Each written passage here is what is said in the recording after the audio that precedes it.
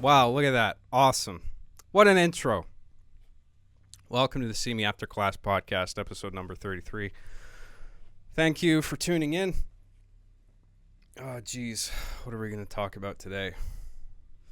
Got a bunch of material here to talk about. Been dealing with Machinima. Fuck, man. I don't know what the fuck's going on there. I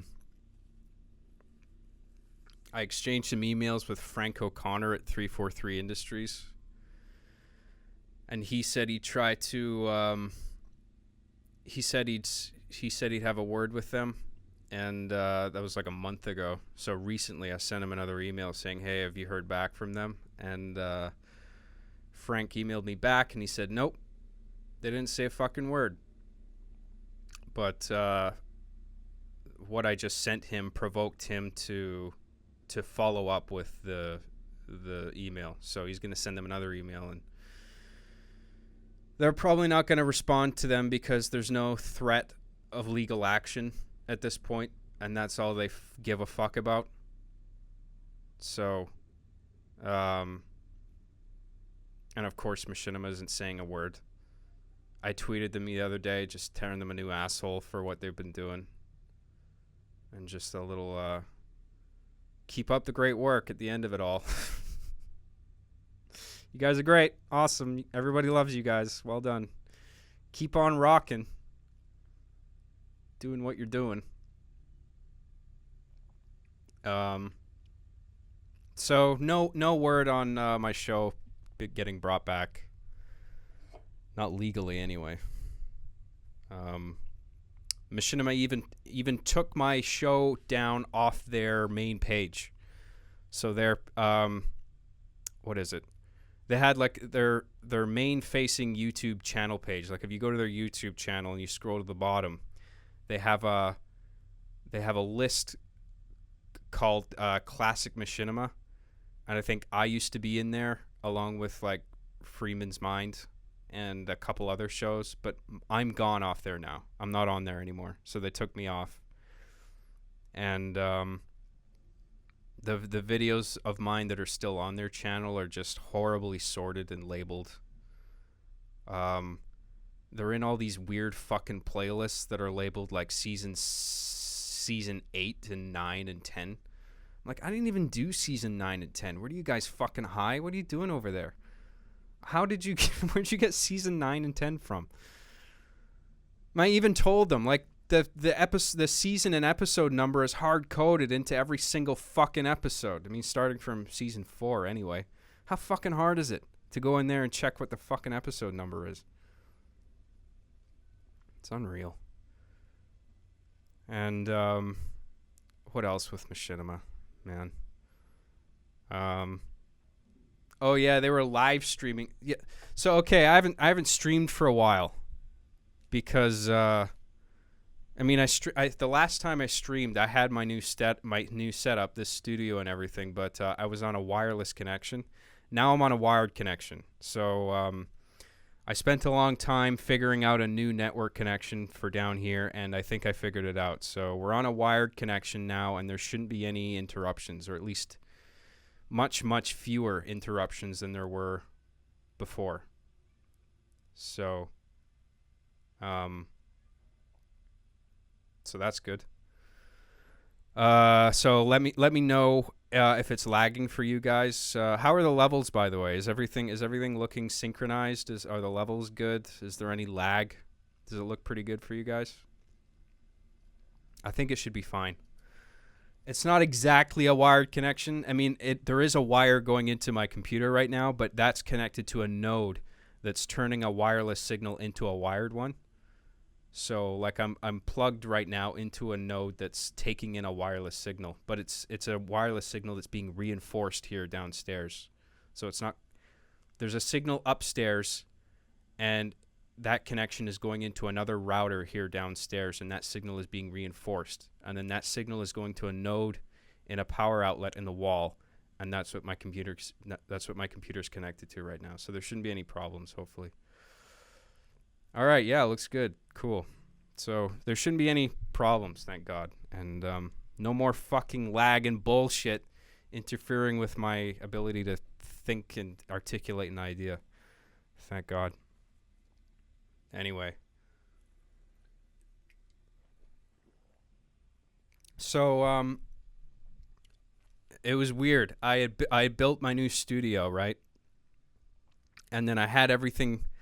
There were some problems the first time I tried it, and then I fixed everything, and we're good to go now. So I have I changed the camera setup a little bit.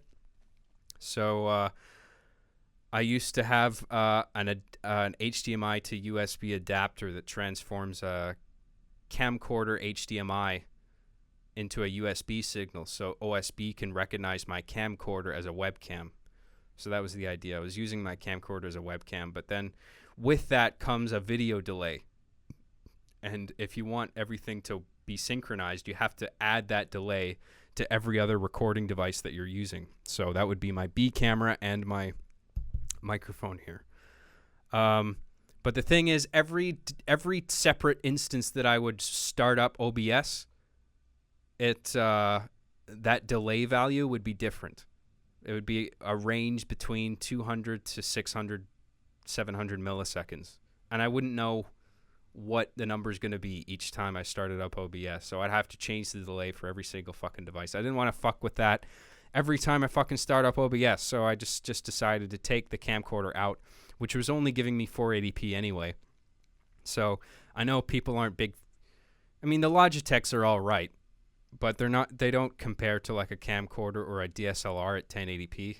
But whatever. At least this way, there are native USB cameras, and there's no fucking delay on them that I had to fuck with.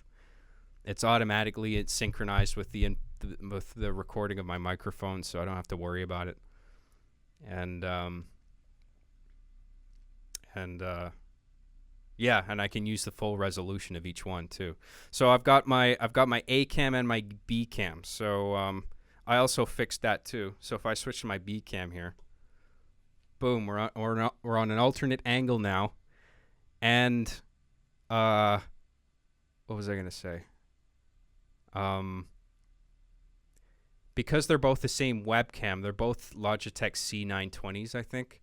So I can't have them both on at the same time. But as long as whenever I switch from one to the other, that the first one, the one that's unused, is being turned off, then it'll work. If they're both turned on, then there's some errors because OBS doesn't know how to distinguish between the two Logitech cameras, which are the exact same model, right? So and I took away the flex arms, so if I bang on the table, it's not going to shake the camera like it used to. I know there's a perk to that because there's a bit of a Gordon Ramsay thing going on there, you know, with the camera loosely fixed on the table. So whenever I'm pissed off about something, it would shake the camera, which would give it an interesting effect. But I don't really want that interfering with. I'd rather not have that. So what I did was I have my two Logitech webcams on Amazon Basics tripods, which are actually pretty good. They're really cheap on Amazon, and they're pretty decent tripods. They do what you want them to. So that's pretty good. Anyway, so how are you guys doing? I hope you guys are doing well. I thank you for tuning in. Thank you for all the support and tuning into my content, and I really appreciate that everyone tunes in and likes the broadcast. And that's what I meant to say earlier. So I had the whole studio set up, right? And it was ready to go. But then I started feeling really super anxious and depressed. And I was very hesitant to start streaming, to use the studio that I built, and it's like, why? This is the whole point, right? So I built this whole studio, and then I started feeling anxious, and then I started beating myself up because, like, I was like, why would you build this whole studio and not even fucking use it? That's stupid. Why would you feel anxious about broadcasting yourself? I guess because there's a degree of self-loathing, you know, where it's like, what do people want to listen to me? Like, I'm so fucking interesting that I should have my own show with like curtains and lights and shit. Like, who gives a fuck about what I have to say, right? And so I started just beating myself up and getting all anxious for no reason. I was just like, why me? You know, maybe I don't deserve to be heard. Maybe I don't deserve to broadcast myself. You know, I was feeling just insecure, and I decided to use that time instead to like get some editing done and some writing. I was working on Being the Chief episode 13. I'm working on the script for that still. I'm making pretty good progress on it. I was working on that all day the other day, and I thought today I would finally stream. So, but anyway, and I was having these anxiety attacks. Like I remember I was pacing around my bedroom a few days ago, and I was just feeling really anxious and insecure, and I'm thinking about I was thinking about all the jokes people were making on the stream about my fucking receding hairline. Ha ha ha, so funny. And I started freaking out. And I was like, fuck, I'm 30 years old. Like, how long before the front of my head starts balding and then I fucking look like... at what point is this going to seem sad and desperate and pathetic? You know, me... I don't know, man. I'm terrified of losing my hair. You know? And everyone fucking makes fun of the fact. But I was just like, I was really worried. And it's stupid, you know. It's like, what's the answer I'm looking for? To just never broadcast myself because I don't feel like I'm worth it to anybody, you know, nobody who cares about hearing what it is I have to say. And so I was feeling that way, right? And then the other day, Machinima was doing a live stream on their Facebook on their Machinima Facebook page. They were doing a live stream of Hand Simulator. So this is some like indie game on Steam, right? Where I don't know if it's like VR or it's like keyboard operated, but each individual key operates like your 5 fingers on one hand. And you have 2 hands, and you can, like, you know those physics-based games like I Am Bread and shit like that, where it's very much physics-based, and you can control every joint and muscle in your hand and pick up objects and fling them around. And anyway, they were playing Hand Simulator, right? And I guess some fans of mine were in the chat at the time. And they were saying, like, hey, instead of fucking around posting shitty memes and broadcasting this crap, why don't you deal with Being the Chief and bring the show back? Like, what are you guys doing with that? What's going on with that? And then apparently they banned the guy from, like, messaging them. And then they deleted all comments referring to my show from their live stream. And... I was looking at this. I watched the stream. There were someone on Twitter shared the video with me, and I watched it. And I saw the comments that they had deleted. I saw the screenshots of the comments initially, and then I watched the stream looking for those same comments, and I couldn't find them. So obviously they went through and deleted any mention of me or my show. And I started thinking, you know, here I am, pacing around my room, freaking out, feeling insecure, and that I don't deserve to broadcast myself, and that who cares about me or what I have to say. Here I am feeling so insecure about streaming. And then here's Machinima streaming some bullshit game. They're not even funny about it.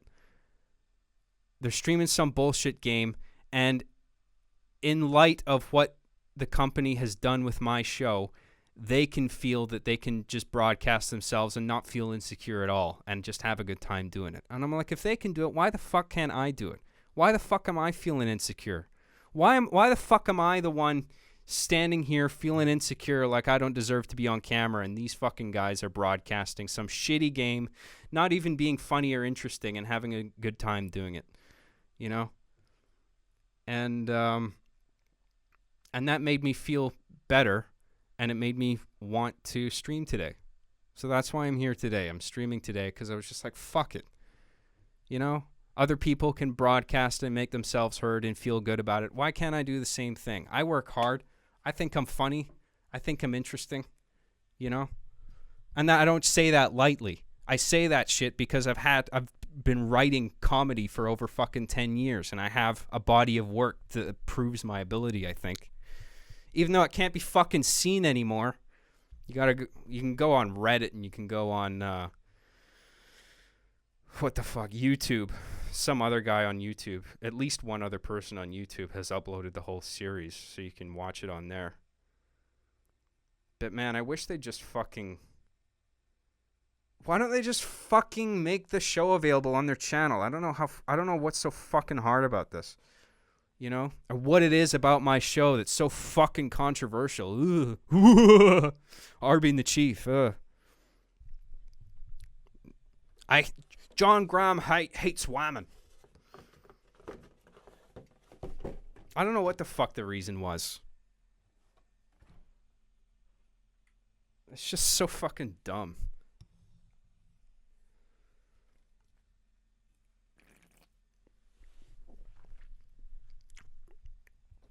But anyway, that's Machinima for you. It's literally a fucking frat house. Fucking idiots over there. And they don't give a shit. You know?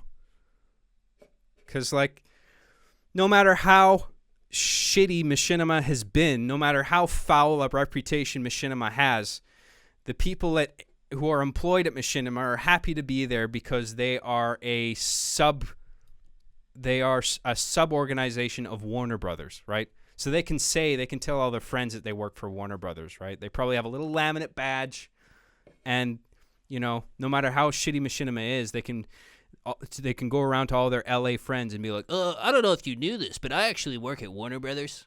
I work at Warner Brothers. Look at my laminate badge. You see how fucking important I am? Wow. I'm so fucking important. Bow down to me, for I work at Warner Brothers. And it doesn't matter how shitty, you know, Warner Brothers is perceived to be either. But they're one of the big studios, so it doesn't matter, right? As long as you're affiliated with one of the big studios, you're a fucking big deal in Hollywood. Oh shit. You know?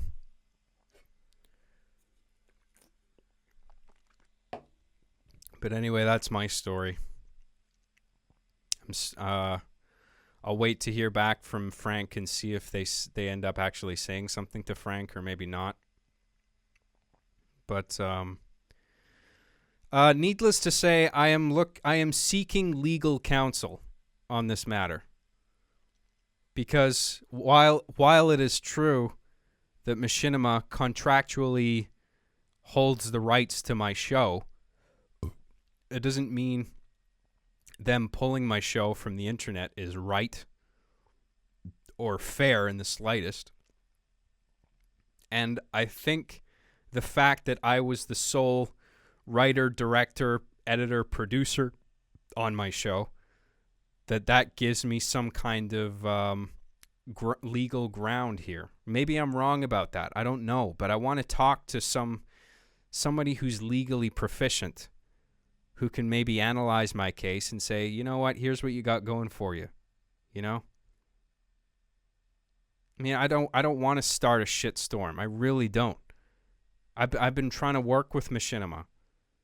I mean, the last couple emails I sent them weren't exactly polite, but I wasn't mean right at the start. Or I wasn't being mean but at the end, but just really sarcastic, because I was just so bitter at that point, you know, because I knew they were just blowing smoke up my ass at that point. They didn't actually care about helping me. So at that point, I got really bitter and sarcastic with my emails. But the point I was trying to emphasize is that they turned this into a farce way before I did, you know? So I'm writing all these emails, making it seem like a farce, these farcical, satirical emails. But the point is that they made it a farce first, because I was politely asking the same fucking questions over and over. Why are my videos being banned? It's a company house cleaning. Oh, okay. So what is it about my show that's inappropriate? How are the videos being cleaned? Are they going to be bleeped? Are scenes going to be cut out outright? Are you going to be cutting shots out? You know? What is it exactly you're going to be doing to the videos? And if it's something you're having trouble with, I would even be willing to help them out with it. For Christ's sake. I'm not even asking to be paid by them. I'm just like, I said over Twitter, I said I would, if you would let me, I would help you. Whether it's naming the episodes, sorting them in the proper order, putting them in the right playlists. If they want the videos cleaned in some way, I mean, I don't think I would be happy with whatever conditions they want. Like, however they want the videos to be edited, I'd probably have problems with. Because, like, if I offered to do it, I imagine they would be saying, okay, we need you to bleep out this entire scene. I'd just be like, what? I'd be arguing the context of why the scene is okay, why the scene is funny. You know what I mean? I'd be like, no, this is the reason it works. You see, like, da-da-da-da. But they don't care, you know? They see one little word or one shot that doesn't align with their as if the company has a mission statement. They don't fucking care. They don't have an ethic themselves. Machinima, like a lot of other companies, is a sail in the winds of public opinion, and it just flutters in whatever direction the wind is fucking blowing. They don't care. They only want to be on the side of where whatever the mass public opinion is. That's the direction the wind is blowing, and that's the direction their sail flutters, right? They don't care. They certainly don't care about context. They don't care about artistic integrity or any of that kind of shit. They're a money-making machine. That's what they are. And the only thing they don't respond to emotional arguments or even facts. All they respond to is legal action. That's all they give a fuck about. And so I'm not saying I'm lawyering up. I'm not saying I'm looking for a lawyer exactly. I'm not saying that I'm going to take legal action. What I'm saying is that I'm seeking legal counsel. I want somebody who knows what they're talking about legally to maybe look at my case and then reach out to me and say, hey, this is what's going on. You could potentially do this. You could potentially do that. So, I don't know. I would be very interested to hear any advice that anybody would be willing to give me. So that's Machinima for you. Awesome company. Award-winning company. Let's go over some super chats. I know I've missed a bunch. There's a bunch already. Oh Jesus. So let's have a look at these. Klesham says, let me know if you heard this one. Kirkland's signature walks into a stream. I know that joke. Thanks, Klesham. I appreciate it. Yeah, I don't know. There's a startling lack of Kirkland super chat so far. This is not good, you guys. Who's going to pay for the rest of my studio? Benji Music says pre-show music track title. It's just See Me After Class theme version 2. And I'm gonna play it for you guys actually. I'm just gonna play the whole track for you guys and let you hear the whole thing if you haven't already. I think that would be cool. So let me just go to the track here.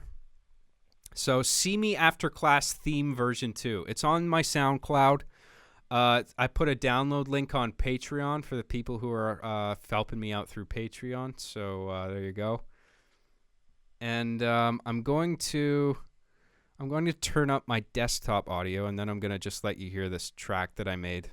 You can tell me what you think.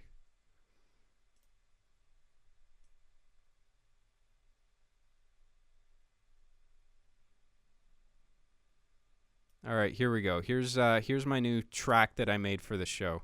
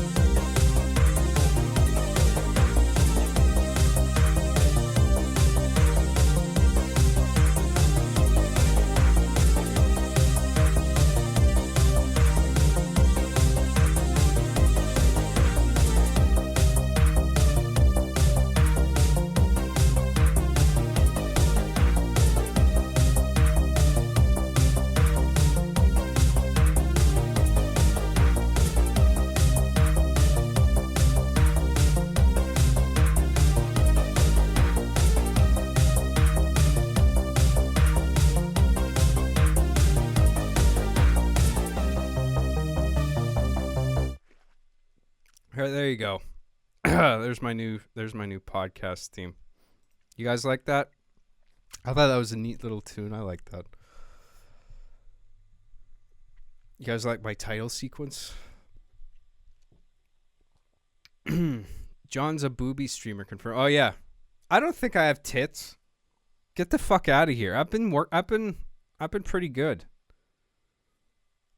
I mean, I could probably cut back on some carbs. But I don't have tits. Get out of here. You're just jealous of my beautiful breasts. My breastises. All right, so let's keep going through super chats here. I'm almost done.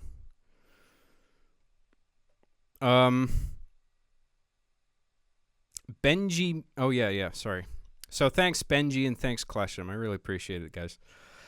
Mr. the G Demons says, over a month ago, YouTube recommended me RB and the Chief episodes for Machinima, but they were still privated. So that was stupid, Lamau. YouTube recommends privated videos? Why the fuck would they do that? God, that's stupid. So Machinima can pull the show if they want, but that doesn't mean I'm going to shut up about it. In fact, I am never going to let this go for the rest of my fucking life. So, well done, Machinima. You made a constant critic right here in Canada. What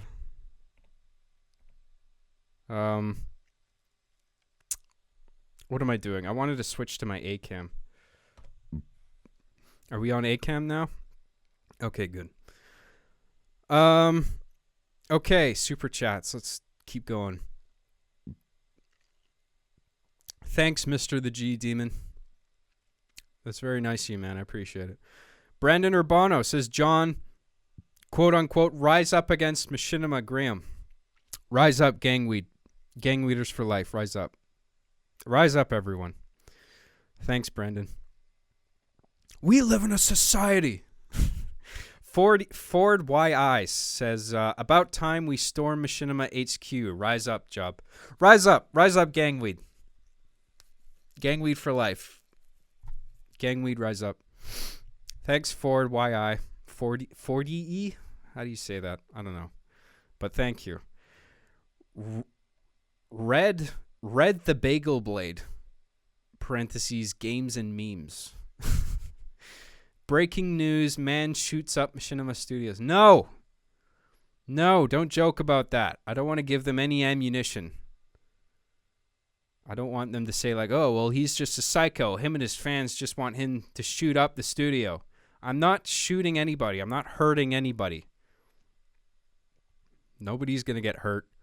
I don't even blame the individuals at Machinima. I don't care. I mean, I care, but like, I don't blame the individuals at the company. It's the company. It's the management. And the management's probably, the new management probably doesn't even fucking know who I am. You know? But it's just a shame that nobody, the previous management didn't delegate my situation to the new management. So here I am trying to make a case for my show, and the new management of Machinima is just like, oh, I don't know who you are. Go away. Just go away. That's not fair, right?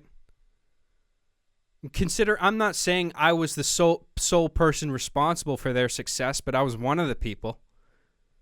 And the way they've treated me in response, I think, is shameful. And I just want my show seen. That's it. You know, I'm not trying to force it on anybody. I'm just saying the show that I spent 5 years of my time on, that I made 7 seasons of, that I worked really hard on, I would like people to be able to see it. I would like the fans of the show to be able to see it. And even if you're the ones monetizing it, I don't give a shit. Go ahead. That's fine. I will even help you. I will even help Machinima get the episodes back on and get them properly sorted and labeled and cleaned. I would help them do that. If they would just talk to me, if they would just communicate with not only me, but everyone else they fucked over All the other, it's not just my show that has been pulled, it's all their old content. They're purging all their old content to in alignment with their new brand image, which is not fucking subtle at all. Remember, they used to be a black and red logo with curved letter, with like curved, the edges of the letters were curved. Now it's the letter, the color scheme and logo is precisely the opposite of what it used to be. So they're obviously going for a complete inversion in their brand image. And they don't feel that RB and the Chief should be a part of it because it's too offensive. I hate whammon. Except my show is actually very supportive of whammon. I wasn't on board with the fact that online gaming was a big boys club where women were constantly ridiculed whenever they would join a game. I actually hated that shit. I thought that was really unfair. But I portrayed that behavior for what it was in RB and the Chief. And I guess that can be taken the wrong way if you're A, an idiot, or B, willingly ignoring the satirical element of it, right? And just taking it at face value. Where it's like, oh, Jon Graham must hate women. No, I don't. God damn it. I'm trying to portray the online behavior for what it is. Oh, Christ, here we go. What is this, lagging again? Fucking piece of shit. Come on, don't do this. Don't fucking do this. God damn it. You fucking suck, OBS and YouTube, whatever the fuck is causing the problem here. God damn it, I hate this shit.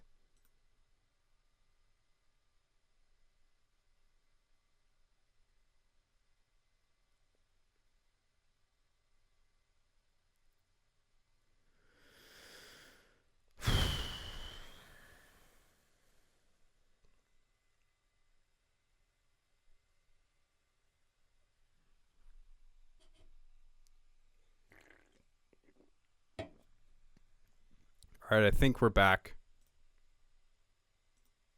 Come on, OBS. Stop fucking. Go green, for Christ's sake. Are we back? Can everyone hear me? Son of a bitch. How's the stream doing? Can everyone hear me now? Are we back? Fucking delay on this thing. Okay, it looks okay on OBS now. Sorry about that, guys. I don't know what that was.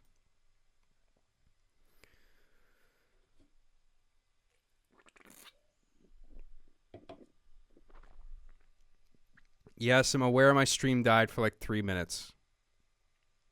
Okay, we're back. We're back. So everybody relax. This fucking thing.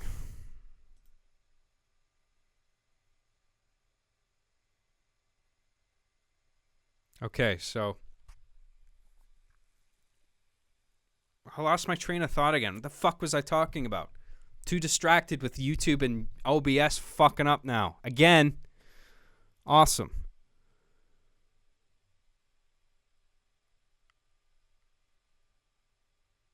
Just improve the stream health, you cunt. What's your fucking problem? Shit. Man.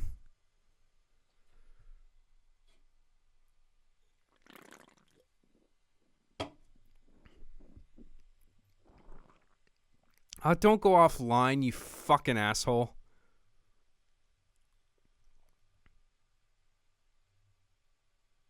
Shit.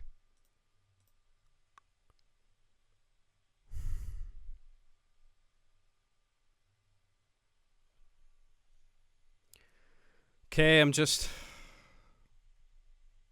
waiting for this to go back to normal.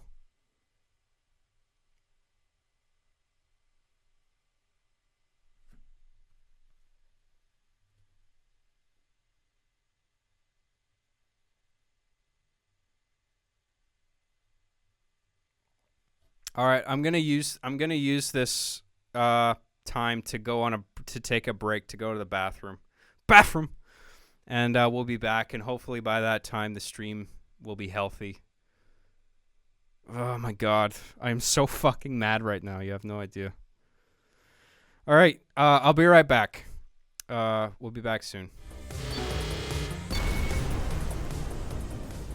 Okay, are we back? Sorry about that. Fuck.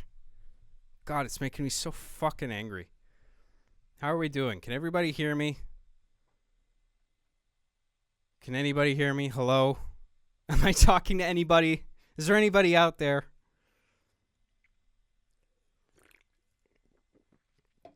This is ground control to Major Tom. Anybody? Anybody? Bueller.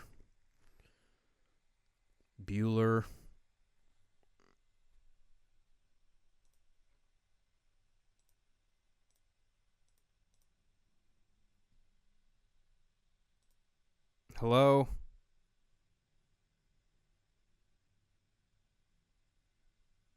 Can anybody hear me? Fuck, man. This is so fucking stupid.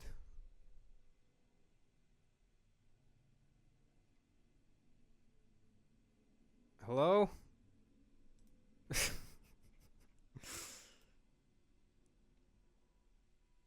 Nobody's gonna say anything in the chat. Really?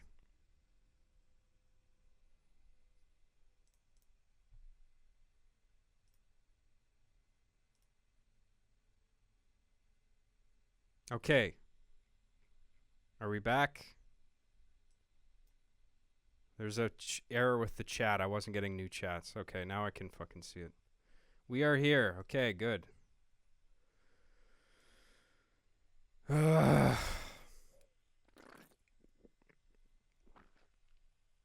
Okay. Yeah, I see it. I see the chat. It looks like we're live now. It looks like we're good. So, I don't even fucking remember what it is we were talking about. Can someone remind me what we were discussing? And I can resume what I was saying.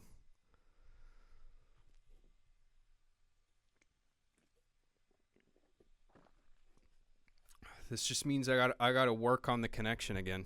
I gotta get a solid wired connection. No fucking wireless bullshit.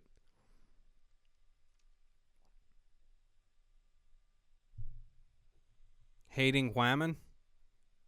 Oh yeah, Machinima thinks I hate whammon. Whammon! Strong whammon! I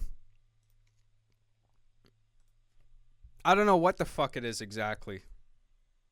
I mean, they're not saying a word about whether, you know, the deal with Machinima, whether it's Warner Brothers sending emails down to Machinima saying, hey, you got to clean up your act, so this is what you got to get rid of. You got to get rid of this, you got to get rid of that.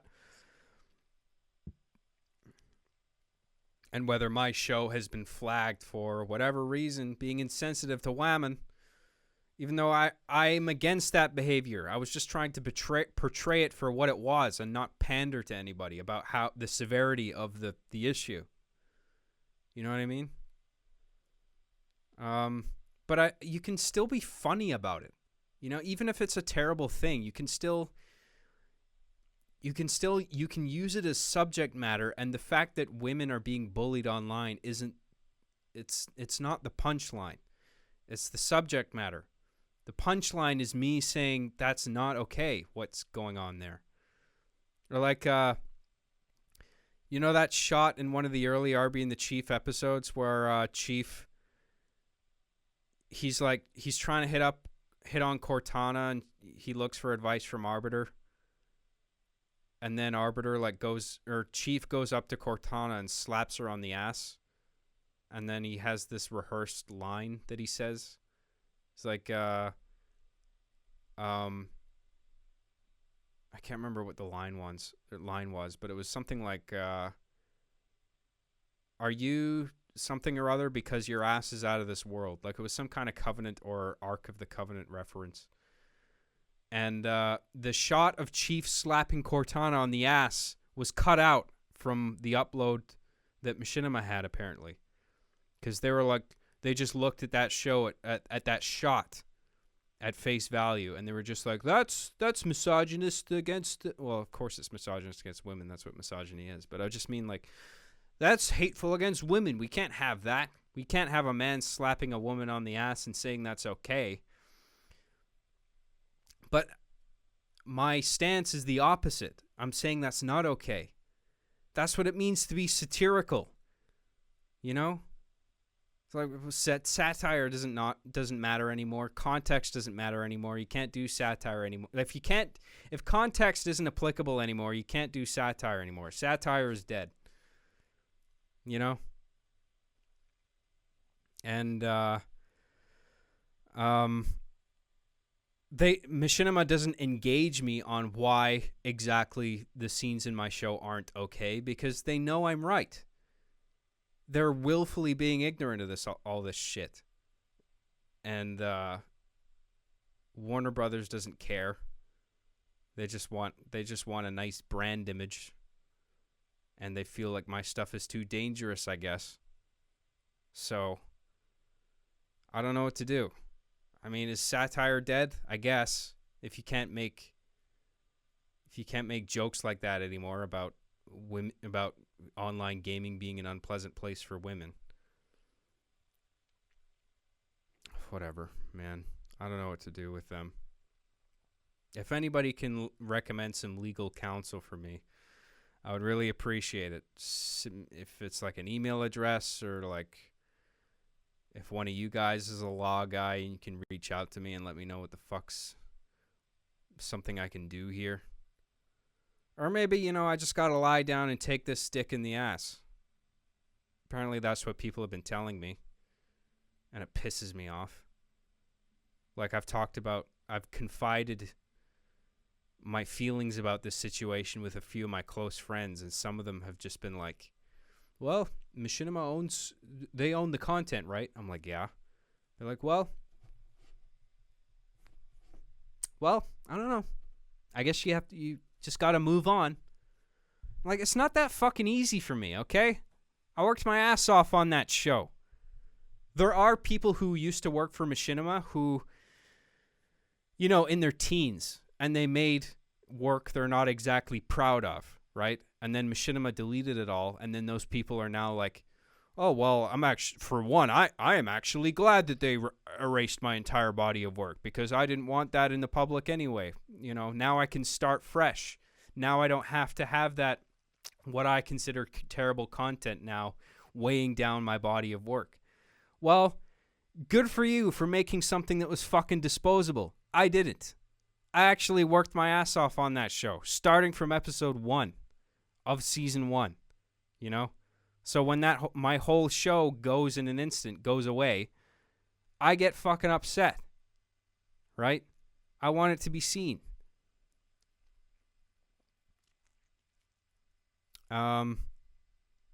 So I refuse to just lay down and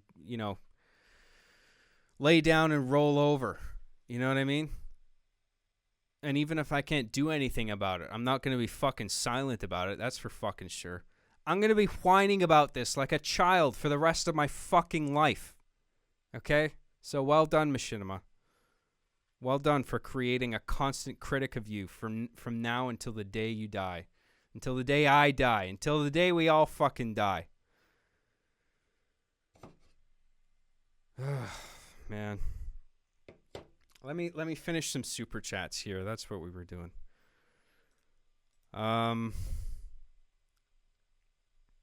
Super chats. Let's do the super chats. So thank you, everybody. Blasted Furtastic says, sorry to hear about your ongoing troubles with Machinima, my dude. By the way, what's your fursona? Fursona? I don't have a fursona, okay? I'll tell you what my species is. Human. This may surprise you, but I'm not a furry. I don't spend my days yiffing.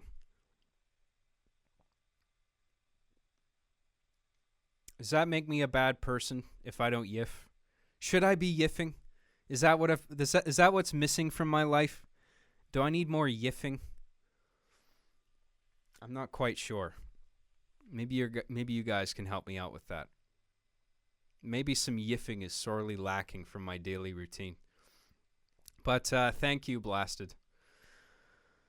Kirkland signature. Oh, thank God, Kirkland, you're here. You're here to pay for all my stuff. Thank you.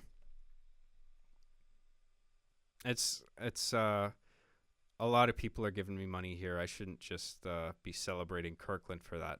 But I'm just joking. You guys know that. Anyway, Kirkland says, John, you actually made me go broke. Nice job. Smiley face. I actually made you go broke. Oh yeah, cause I'm secretly over there in spirit, holding a spirit gun to your head. It's all in spirit. Don't worry. I'm not actually there, but I do have a loaded a loaded spirit revolver, loaded with spirit bullets, pressed against your head, in spirit.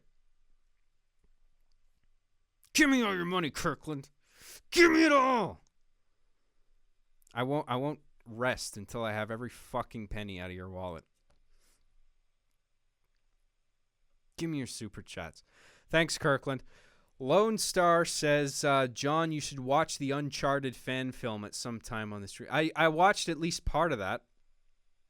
I can react to that if you want. Is that what you guys want? You guys want an epic reaction video? God, I know some people have Patreons and stuff where that's all they do. They just react to things. You know? They don't even have to think up any interesting or funny commentary. They're just like, here's me laughing at this video on the web. Like, ha ha ha. Okay, thanks everyone. Support me on Patreon. It's just like, what the fuck? You're not even doing anything. But what am I doing? Except screenwriting and making music and podcasting and all the other fucking shit.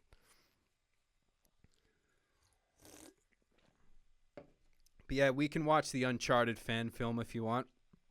You guys want me to do that now? I can if you want. I don't mind. Zach said, get Shapiro as your lawyer. Oh, I wish. He doesn't necessarily specialize in law, though. He's just a smart dude. He knows who understands politics. Also, please do some push-ups. It's hard to focus on what you are saying with those voluptuous titties bouncing around. Get the fuck out of here, titties. This is a titty to you, is it? When it juts out, how much? I mean, fuck. Whether that was even if I had muscle in my upper chest, it would still be protruding. I would still have quote unquote man tits. That's all right. I don't have to feel embarrassed by the fact I have some fat in my man tits. Stop fat shaming me. My tits have a right to be here on camera just as much as anybody. How dare you shame my tits, my beautiful succulent tits. Fuck you, Zach. I'm just kidding. Thank you. Mr. Alabaster said, us gamers must rise up against the oppression of machinima and the other libtards. Hail gamers, hail gangweed. Gangweed, rise up. Rise up, gamers. We live in a society, gamers. A society of gamers. Rise up. Gangweed, rise up. Thanks, Mr. Alabaster. Kirkland signature. Are you okay, retard? I am wood. Stupid. What the fuck are you even saying? Are you sober, Kirkland? You better not be. I'm certainly not. Why would I be? Thanks, Kirkland. And thanks, Mr. Alabaster. Blasted for Tastic says, please don't actually read my super chat. It's cancerous. Oh, too late. Thanks for the cancer. I really appreciate it.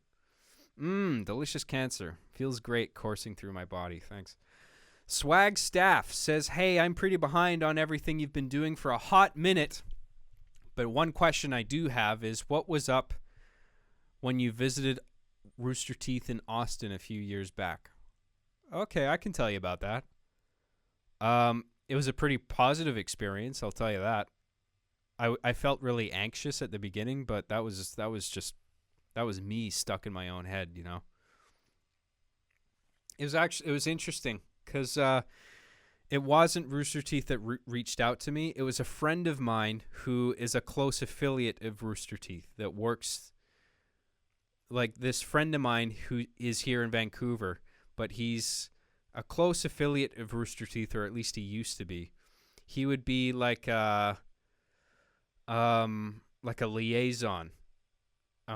Like occasionally Rooster Teeth, like they're based in Texas, right? But once a year they used to come down to Vancouver for an event called RT Ken West.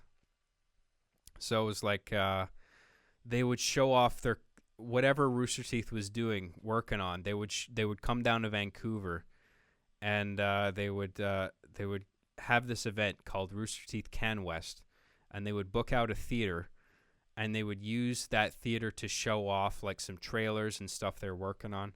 And they would allow other people local to Vancouver to show off what they were working on. And so I was invited to go to the thing a couple years, right? And I made Arby and the Chief the movie for that, actually. It was me and Daniel. Daniel helped me out with making that in time for the deadline to like actually screen it at the theater. And I remember being so fucking nervous about that. Like, just before my thing was about to screen in the theater, I was outside the theater just chain smoking cigarettes, thinking like, oh, fuck, everybody's here to see Rooster Teeth. They're going to see my thing and they're going to fucking hate me and they're going to think it's stupid. But it actually went down really well.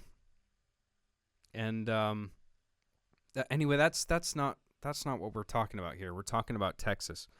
So I wasn't the one who got in touch with Rooster Teeth, and Rooster Teeth actually didn't get in touch with me. It was their Vancouver contact, who I'm friends with, who talked to me one day and said, hey, you guys should work together.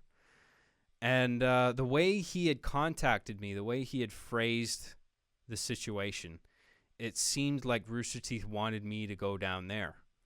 And so I wasn't really sure who was going to cover my flight costs. It ended up I got half and Rooster Teeth got half. But he put me in touch with Bernie, and then I exchanged a few emails with Bernie, and he said, well, what do you say? This sounds like a good idea. You want to come down and work with us? And I was like, hey, that sounds cool.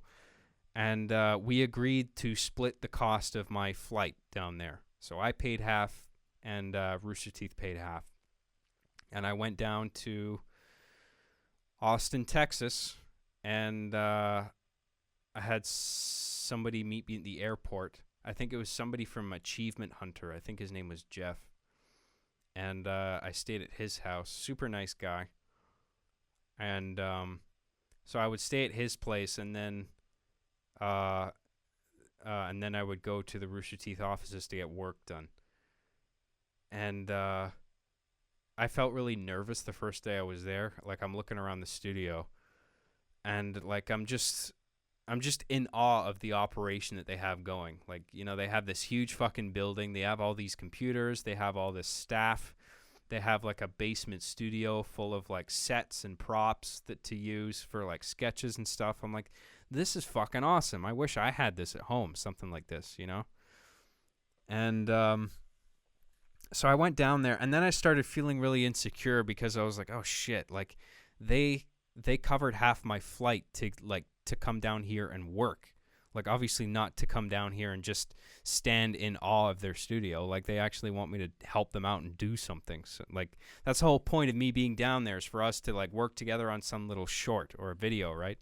So I'm like, fuck, I better get to work. And so I found a table at their studio, and I got my pen and paper out, and I started working, like writing ideas down. And I remember Bernie walked past me, and he commented on the fact that I write weird. Like I write right-handed, but the way I hold the pen in my hand is really weird to a lot of people. And it does actually cause a lot of strain in my fingers and my hand, the way that I write. but I don't really know how to write any other way. That was it, you know.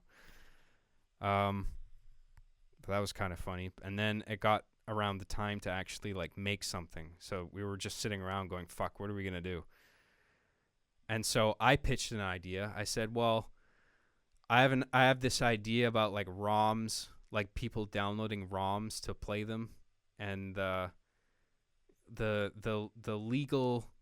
legality of people like buying a game on one console and then that console ages, and then like is it right or wrong to download a ROM of that title to play it more easily henceforth, you know? Like, for example, I have all these like Genesis and Sega CD games that I bought. Well, my parents bought them for me, but I own them, right?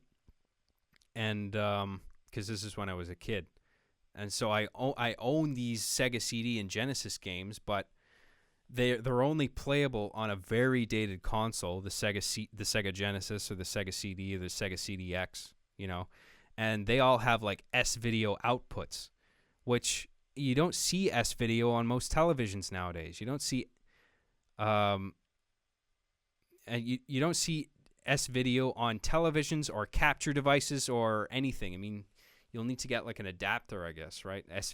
S-video to RCA or HDMI or if even such a thing exists. But anyway, at the time, I was just like, you know, ROMs are kind of an interesting thing. What if I was just playing ROMs, and then like Rooster Teeth were like the ROM police or whatever, and that was how that one sketch that they made came to fruition, right? So there's like a bunch of Rooster Teeth. There's 2 Rooster Teeth sketches that I worked with them on. It was the ROM one that I came up with, and then the Garry Busey one that they came up with. They just thought that was funny. And I was like, yeah, that's pretty funny. Like, I agreed that, like... See, the thing is, like, with that, I didn't really get the humor of it at first when it was initially pitched, because I was like, people mistaking me for Garry Busey? It's like, I don't look like Garry Busey, though. And they were like, well, that's the joke. And I'm like, okay. Like the joke was that I looked nothing like Garry Busey. So the fact that they're all mixing me up with Garry Busey is just absurd. And at first, I didn't feel that was strong enough personally, but it actually ended up working as a sketch. I mean, I thought their sketch was better than mine. I thought the Garry Busey sketch was ultimately funnier than my sketch was, so they were obviously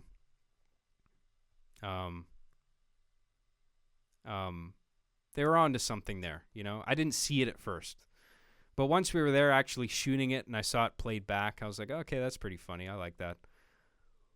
And obviously they all got a great dynamic with each other, like the main Rooster Teeth cast and the whole bullpen that they had. That's what they call their staff, is the bullpen. The non-key Rooster Teeth staff.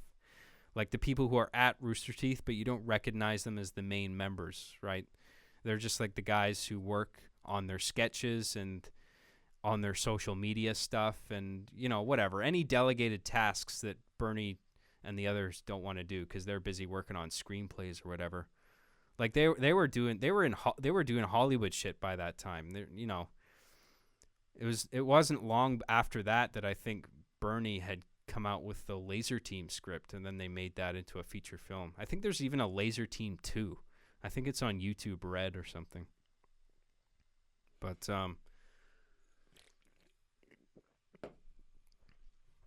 yeah, so I was at the studio, and then we were writing and brainstorming for the sketches, and then the next day I think we actually filmed the sketches across the next 2 days.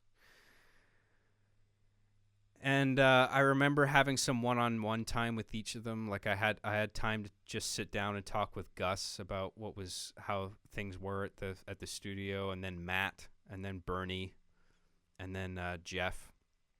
And they're all super nice guys, and I don't have a bad word to say about any of them. They're all honestly really cool people.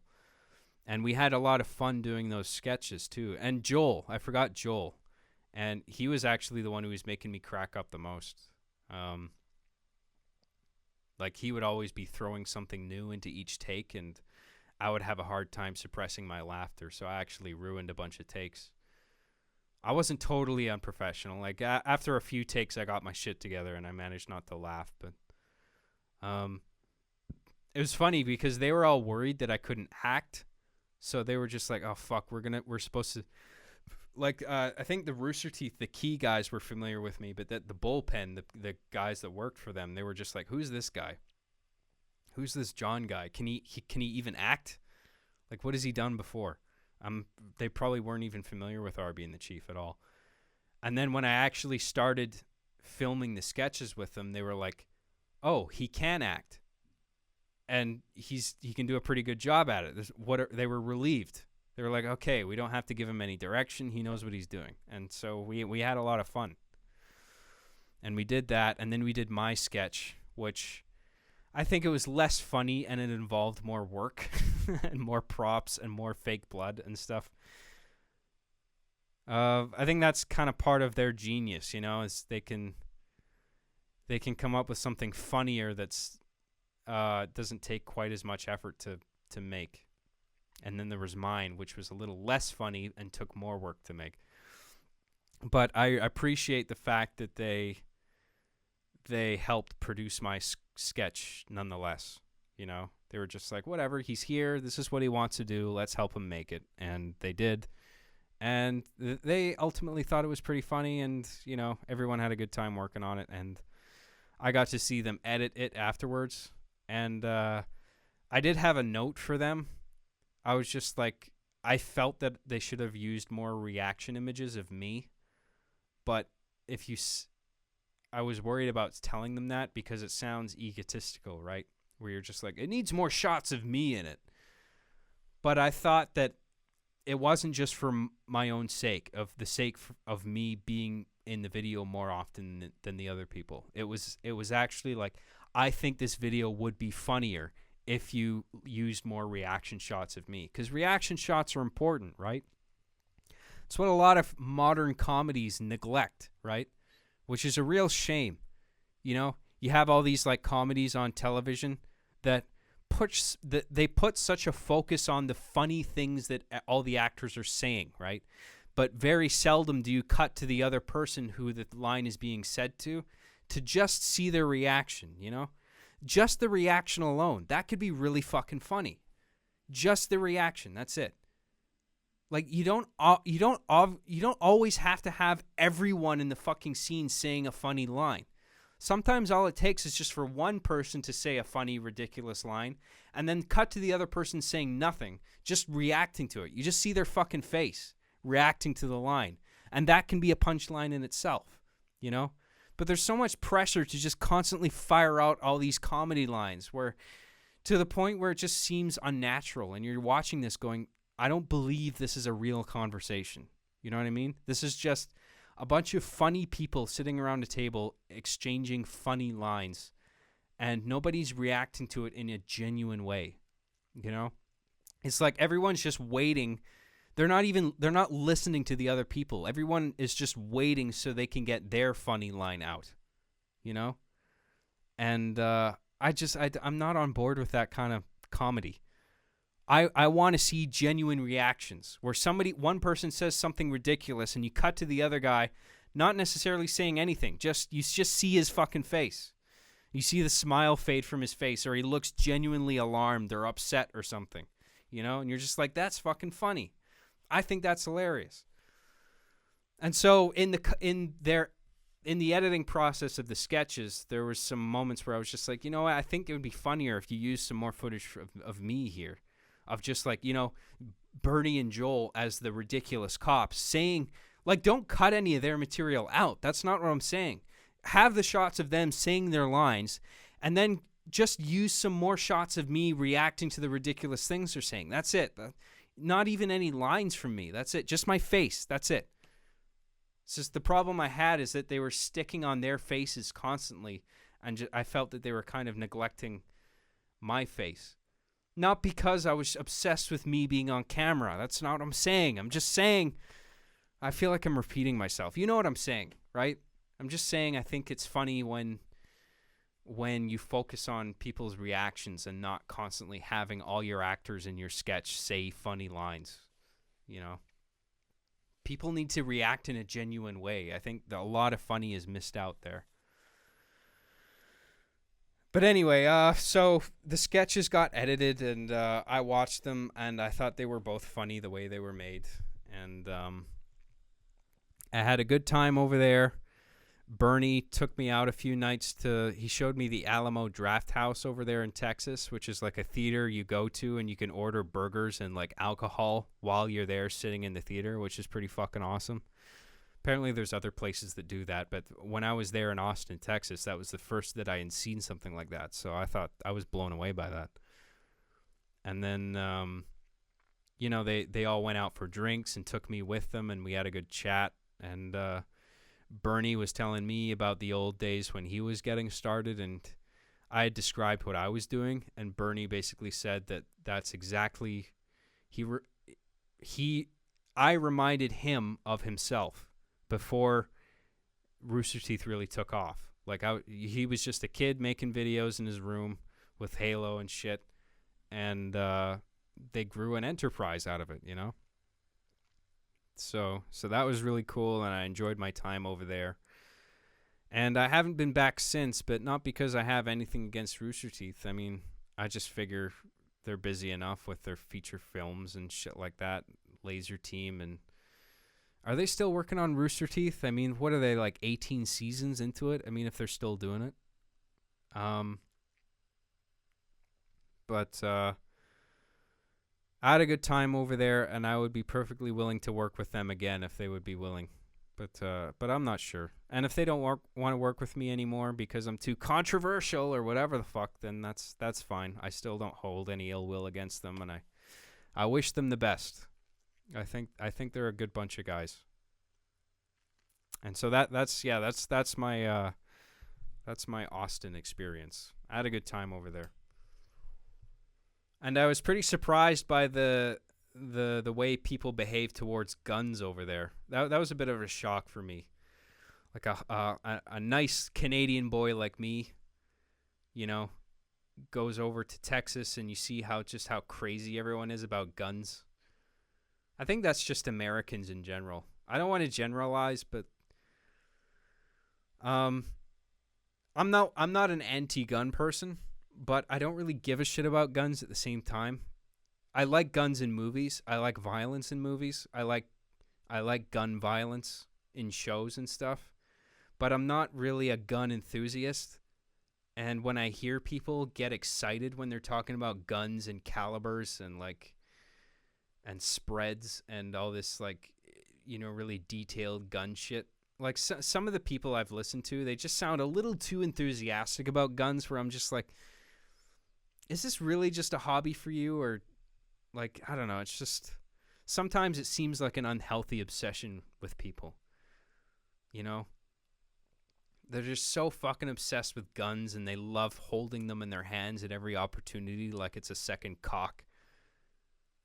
Look at my fucking dick, you know? Except it's like a Desert Eagle or an assault rifle, you know? And I don't know, man. It just weirds me out to hear people talking too enthusiastically about guns. But I remember being alarmed when I got to Texas, and just how relaxed the gun laws were, you know. And even at the studio, they had like these guns there. They weren't loaded, but it was a real fucking gun. And I was checking them out, and I was like, holy shit, man, that's crazy. I'm just not used to that shit as an innocent Canadian lad. You know, that was a new experience for me. But anyway, that was cool, and I enjoyed my time there, and I certainly wouldn't object to working with them again in the future. So thank you, Swag Staff, for your super chat there. I appreciate it. Oh, we're still not done. Still more super chats to go through. Zach says, did you see the videos on Sargon's second channel where he dubbed Alex Jones sound bites talking about demons over Doom clips? It is absolute gold. So yeah, I do watch Sargon of Akkad. I love that dude, and I like his channel. I like his videos, and I don't think I've seen that. No, so where he dubbed Alex Jones sound bites, so it's his voice talking about demons over Doom clips. I don't know. I got to check that out. I haven't seen that, but I will check that out. Thanks, Zach. I got a few things to react to. I got to make some epic reaction videos to not only that, but what was the other thing? Somebody wanted me to react to, what the fuck was it?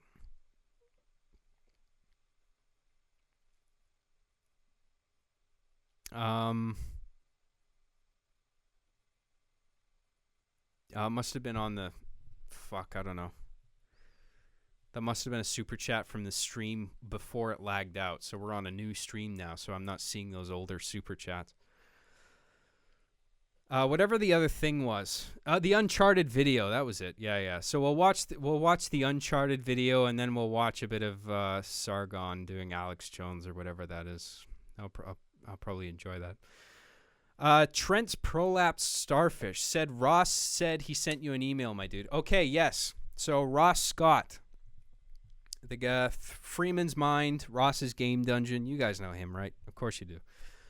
So he sent me an email a couple weeks ago, and it was very nice of him to do this. He didn't have to. But I guess his fan base, I guess some of my fans are also some of his fans. And I don't know if he does live streaming, that guy. I'm not sure. But if he did, then there are obviously some fans of mine who are also fans of his who said they told him about my situation with Machinima, and because he's had some past discrepancies with Machinima, he took the time to send me an email saying that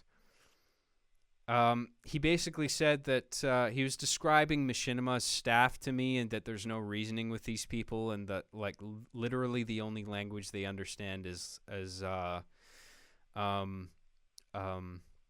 legal action. So no matter what kind of argument you try to make to Machinima, they're not going to listen unless you're threatening legal action against them. That's the only way they're gonna be provoked into doing something, you know. And Ross Scott basically, he lent me a helping hand, saying if you need help looking for legal counsel in your situation, then Ross offered to reach out to his fan base to see if there's anybody who could possibly help me out with that.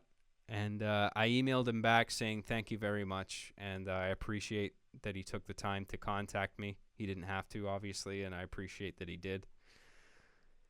And I told him that I was sorry to hear about his situation with, I guess there was like mold or some kind of infestation at his house that put his videos on hold, and the whole place had to be like fumigated or something. I'm not quite sure what happened there, but his videos were put on hold, and now he's back making videos, which is good. And he took some time to help me out, and I really appreciate it. And I haven't heard back from him, but I don't expect to hear back from him. I didn't really ask him any questions or open-ended questions or anything. I was just like, thanks for what you wrote me, and I'll keep that in mind that you might be able to recommend somebody. But in the meantime, I said I'd just reach out to my own audience and see if there was anybody who could recommend me some legal counsel. And if not, then I'll reach out to Ross Scott, and I'll be like, hey, nobody who knows me could recommend any legal person to help me out here. So maybe if in that case, I'll go to Ross. I'll shoot Ross another email and say, hey, maybe you could reach out to your fan base, and if there's anybody who's legally experienced who might be able to help me out with my situation, then please let me know. So yeah, Ross Scott is a cool guy, and he makes a lot of good shit, and you should check out his channel. But he doesn't need me to plug his channel. He's infinitely more successful than me on YouTube, because he was smart enough to stay on his own channel and not, like, I was the one who was fucking stupid enough to sign up for Machinima way back in the day. Back when I was a naive young lad who was just looking to make money doing what he liked to do. And of course, back then, I had no reason to believe that Machinima would eventually delete all my content, you know, because I just thought, why would the fuck would they do that? fast forward to today where they're actually doing it, and I'm just like, what the fuck, dude? You know? I don't know what to do. Drink a shot for Ross Scott. Why not? Here's to you, Ross. Cheers.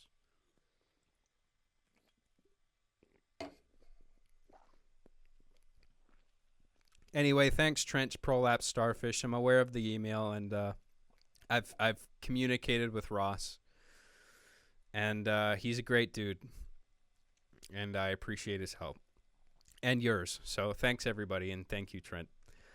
Mex says, MEX says, are you aware of an old Halo 3 Machinima series called Pre-Game Lobby? Yes, I am, dude. I'm actually friends with the guy who made that, Michael Johnson, I think his name is. I haven't talked to him much, but I have talked to him in the past, I think. And I got nothing against him either, man. I watched his show back in the day. I thought it was pretty cool. I thought it was funny. And I don't think he's doing Machinima anymore. I think he's doing other shit now. Good for him.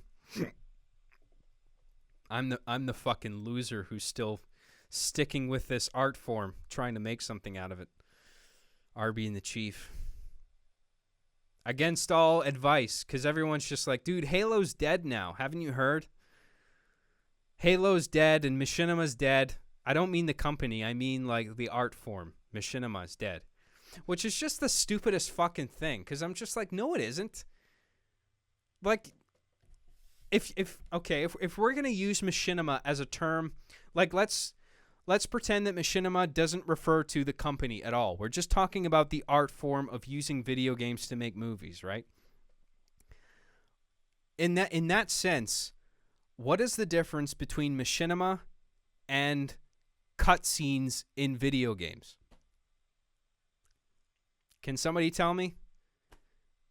I mean, I get it. There is an implied difference where it's like Machinima is fan-made productions, right? But technically, I don't think there really is a difference between what I do and just like developers making cutscenes for their AAA video games, like God of War or like Detroit Become Human or Metal Gear Solid or whatever game has like cinematics where you're using real in-game assets generated in real time to make videos, right? That I'm essentially doing the exact same thing.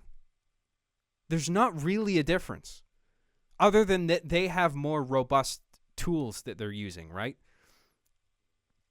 I'm using kind of like a consumer level, like as long as the game has a theater mode where I can move the camera omnipotently, then I can achieve something close to making cutscenes in video games, right? But I don't have those administrative tools where I can adjust every single aspect of what's being shown on camera, right? But I am essentially doing the same thing in that I am using in-game assets and in-game character models and objects and adjusting a third-person omnipotent camera, right, to make video content, right?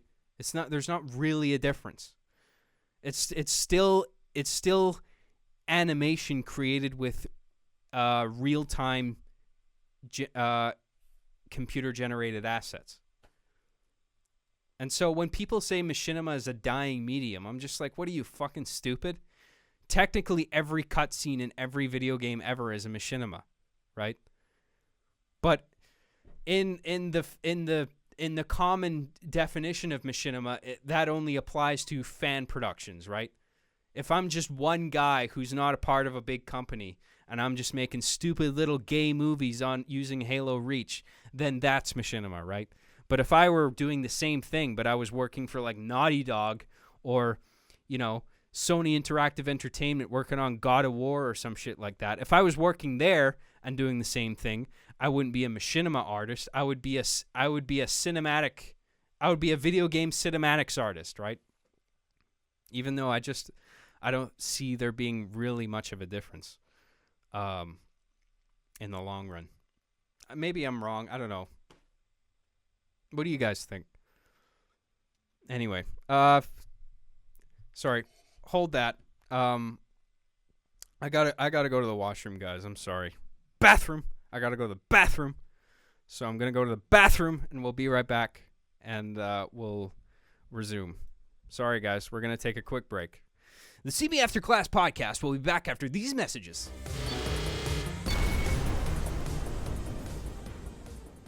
And we're back. Look, I realize not everything I say on here is going to be correct, right? I can already read that people are saying what I just said before I went on a break is bullshit, because what I do isn't the same because I'm not creating the assets, right? Even if I'm not creating the assets, if you're a guy working at a developer working on cinematics, you're not creating the assets anyway. There's probably somebody else who's a part of the same developer team who's working on the assets, right? Because in another department.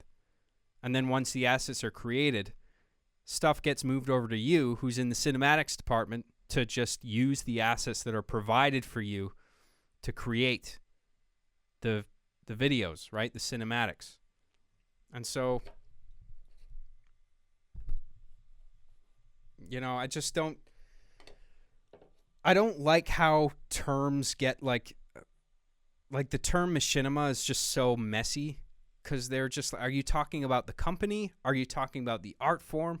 And if you're talking about the art form, then what's the difference between that and, you know, just making cutscenes for an actual video game if you're part of a mainstream developer, like a AAA developer? Not even AAA, just any video game developing company who's making cinematics for their video games. I mean, how does it really differ?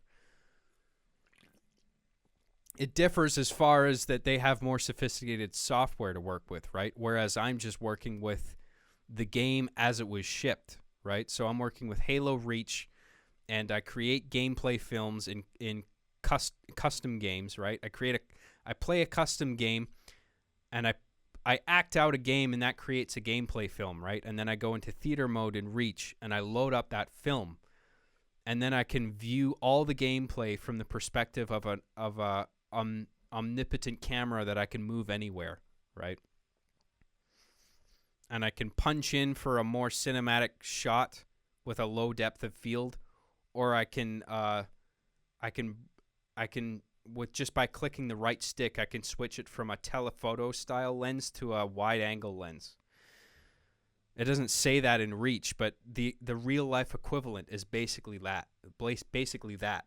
You know, if you want to, like, if you want to make something look cinematic, typically that you have your foreground and your background, right? Your background and your subject. So say I'm the subject, the curtains are the background, right? If you want a shot on me for a movie, typically you don't want it to be a wide angle lens unless you're going for some kind of effect that makes use of that. What you would typically want to do is squish the depth of field down, right? And you do that by backing the camera away and zooming in, or switching to a telephoto lens, right? Telephoto lens lets you go really far away and then zoom in for a close shot, where it seems that relative to a wide angle lens, the background will appear much closer to the back of my head, right? There'll be much less depth visible here, and you get a more picturesque image that way, which is more ideal for film. But sometimes you'll want to use a wide angle for film because you're trying to achieve a particular effect, you know? Wide angle lenses are good for when's a good time to use them? If you have a scene in a movie that's like surreal or has some kind of surrealist or horror element, that might be accentuated by using a wide angle in that case, you know. But I think most of the time you'd want to do telephoto, or at least just, even if you have a wide angle lens fitted on the camera, just back the camera away and then zoom in. And then you won't have that depth of field. Because if you have shots all the time throughout your entire movie with that huge depth of field from a wide angle lens, and that never changes, then it looks amateurish as fuck.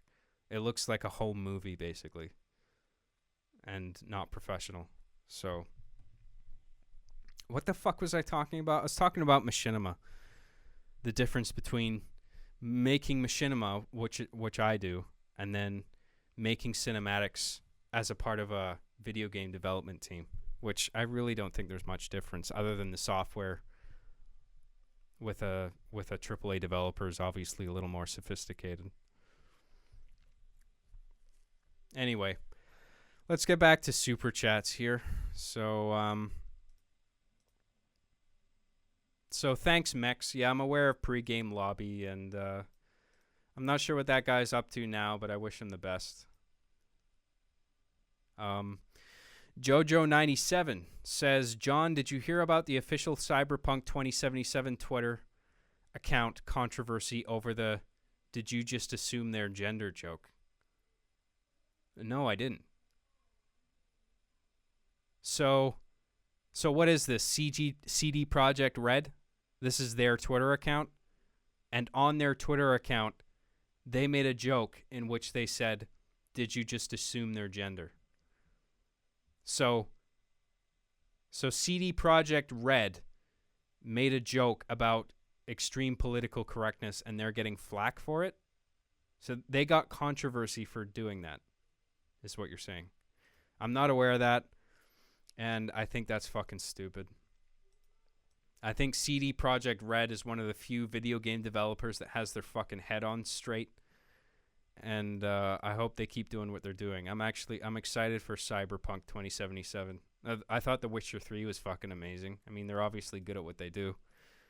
And they got the right mindset when it comes to the video game industry, you know? Like creating a closed game rather than something that's open-ended and unfinished deliberately for the sake of adding DLC later. I think that's fucking stupid. I think they're a proper game development company, and if they're getting flack for making a "did you just assume their gender" joke, then I think that's fucking stupid, and I'm on their side. I hate political correctness. It fucking sucks.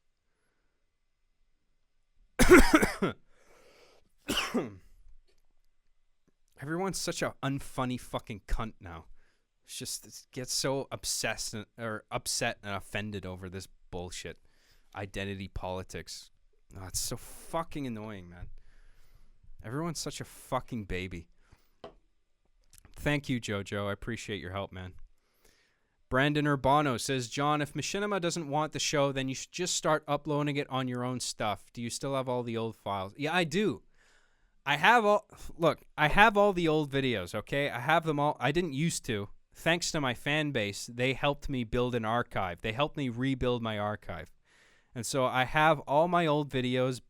I mean, I bought an external drive for storing a bunch of these files like that, and that was also thanks to you guys, so thank you. So I bought a bunch of external drives. That was part of the equipment that I got.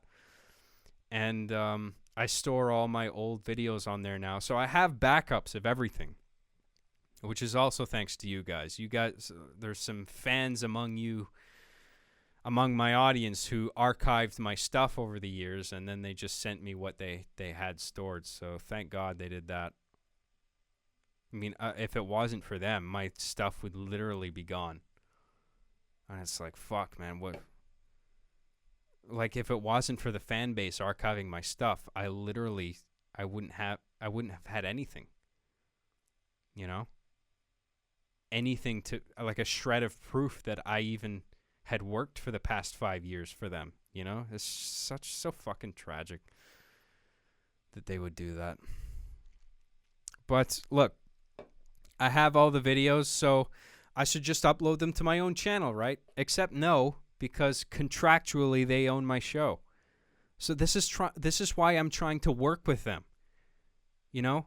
I'm not going to just upload my videos to my own channel right away because I know contractually that they own it. So this is why I've been trying to negotiate with them first.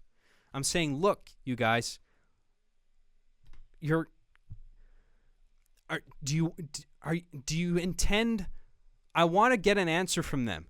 Do they intend on putting my content back up on their channel or not? I just want a straight answer.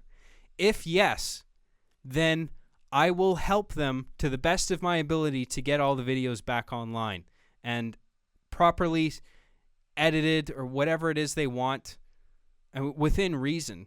If they start demanding that I cut scenes outright because of what they determine to be inappropriate material, then I would probably object to some degree. But if it's just like some minor audio correction and they want some help sorting out all the videos and labeling them properly, I'm totally willing to help them. Okay? If they want to put my videos on their channel. If they don't, then presumably they're not going to be making any money from my content. So why not just give it to me in that case? So I'm just trying to get a straight answer out of them. So if I do eventually upload my videos to my own channel, then I don't have to worry about them throwing a fucking lawsuit at me, you know? And I don't trust them as far as I can throw them. I feel like if I were to upload my videos to my own channel, that they would throw a lawsuit my way. Even though I'm trying to contact them right now, as soon as I put, and they're not responding to me, as soon as I put my videos on my channel, then all of a sudden they're going to have a problem, right? And they're going to reach out to me and say, hey, John, you can't do this. This is our show. Except I made every fucking episode myself, right? So it's only contractually. This is why I'm seeking legal advice, because I don't have a fucking clue what to do at this point. It's so fucking aggravating. My 5-year career at Machinima is within this legal gray area that's fucking infuriating because I don't know how to define it. I don't know what's okay and what isn't. You know?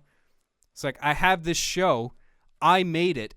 Every episode I wrote, directed, and edited. But contractually, Machinima owns the content. But Microsoft and Bungie and 343 Industries own the fucking trademarks that are used in the show. So it's a whole fucking mess, and I don't know what to make of it. So this is why I'm seeking legal counsel, because I don't know what the fuck to do. All I know is that my show can't be seen legally right now, and I want it to be. That's all I want.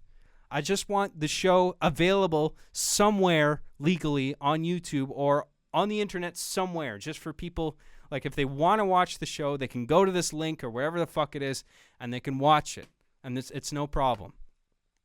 I don't care about monetizing it. I don't care if the money goes to Machinima. If they want to monetize it, that's fine. I presumed that was the situation already. You know? Anyway, fuck, man. I could go on forever about that shit. It's so fucking tiring. Everybody around me is trying to tell me to relax. They're just like, dude, you can't let this bother you so much. I mean, it's outside your control. So if you let it affect you like this, it's toxifying, you know? It's toxic, and it's just gonna you know, wear you down at the end of the day. And I'm like, I know, man, but I can't just not say anything. I can't just fucking let this go. This is bullshit. I worked so fucking hard on this, and now it can't be seen by anybody because Machinima has decided my content is no longer appropriate, even though it was perfectly appropriate for them when it was profitable to them. Now the show's no longer profitable to them, and they're at a point of success now, partly thanks to me, that they feel they don't need me anymore going forward, so they can just purge all their old content and start fresh, even though they wouldn't be at the position they're at if it wasn't for people like me and all the other fucking directors they screwed over. So I don't know what the fuck to do. I'm seeking legal counsel because I admit I'm a fucking retard who doesn't know how to legally navigate this situation, okay? I'm just a guy who made a show with video games, and now it's being blocked, and it can't be seen by people legally, and I want that to change. That's all I fucking want, literally. Anyway, let's move on, because I sound like a bitter, raging asshole right now. I don't want to... Just relax. Everybody relax. Let's bring it down. Deep breath. And let's move on to the rest of the super chats. So, thank you, Jojo. Thank you, Brandon. Thanks for your super chats, buddy. Appreciate it. Praise Dat Son says, any tips on quitting cigs? Love the show, man. I still smoke cigarettes very, very occasionally. Only like at parties when I'm out drinking with some people. That's only like a few times a year, I would say. I don't smoke cigarettes on a regular basis. I used to, but I don't anymore. And I would say the what worked for me for quitting cigarettes was vaporizing, dude. Vaporizing nicotine. I'm not saying do that for the rest of your life, but I'm saying and I'm not saying start vaping if you're not smoking cigarettes already. I'm just saying if you are smoking cigarettes and you want to quit, I am saying vaporizing nicotine is an effective way to wean yourself off the nicotine cravings. I think if you're smoking cigarettes and you want to quit and you vape nicotine for a little while, that will satisfy your nicotine craving, and eventually I think you will reach a point where you can put the vaporizer down and you don't need the vaporizer or cigarettes. You know, you can just put it all away. You don't have to touch it again. I think it does help you quit cigarettes. Anyway, that's my advice to you. So thanks, Praise Dat Son. I appreciate it. Mag Charger says you worked your ass off on that show. Yeah, no shit. I know. Thank you, Mag. Genesis, let's watch your guide to Machinima, the few parts that remain. It's funny. Dude, I think it's only the sketches. Like, those full episodes, I don't think are even available for Machinima either. It's just whatever parts of those videos that were uploaded by fans, that's all that there is to view of those, you know. The old full episodes, they're not there anymore. Certainly not on Machinima's channel. Maybe somewhere else, but not on their channel. Anyway, fuck. Thanks, Genesis.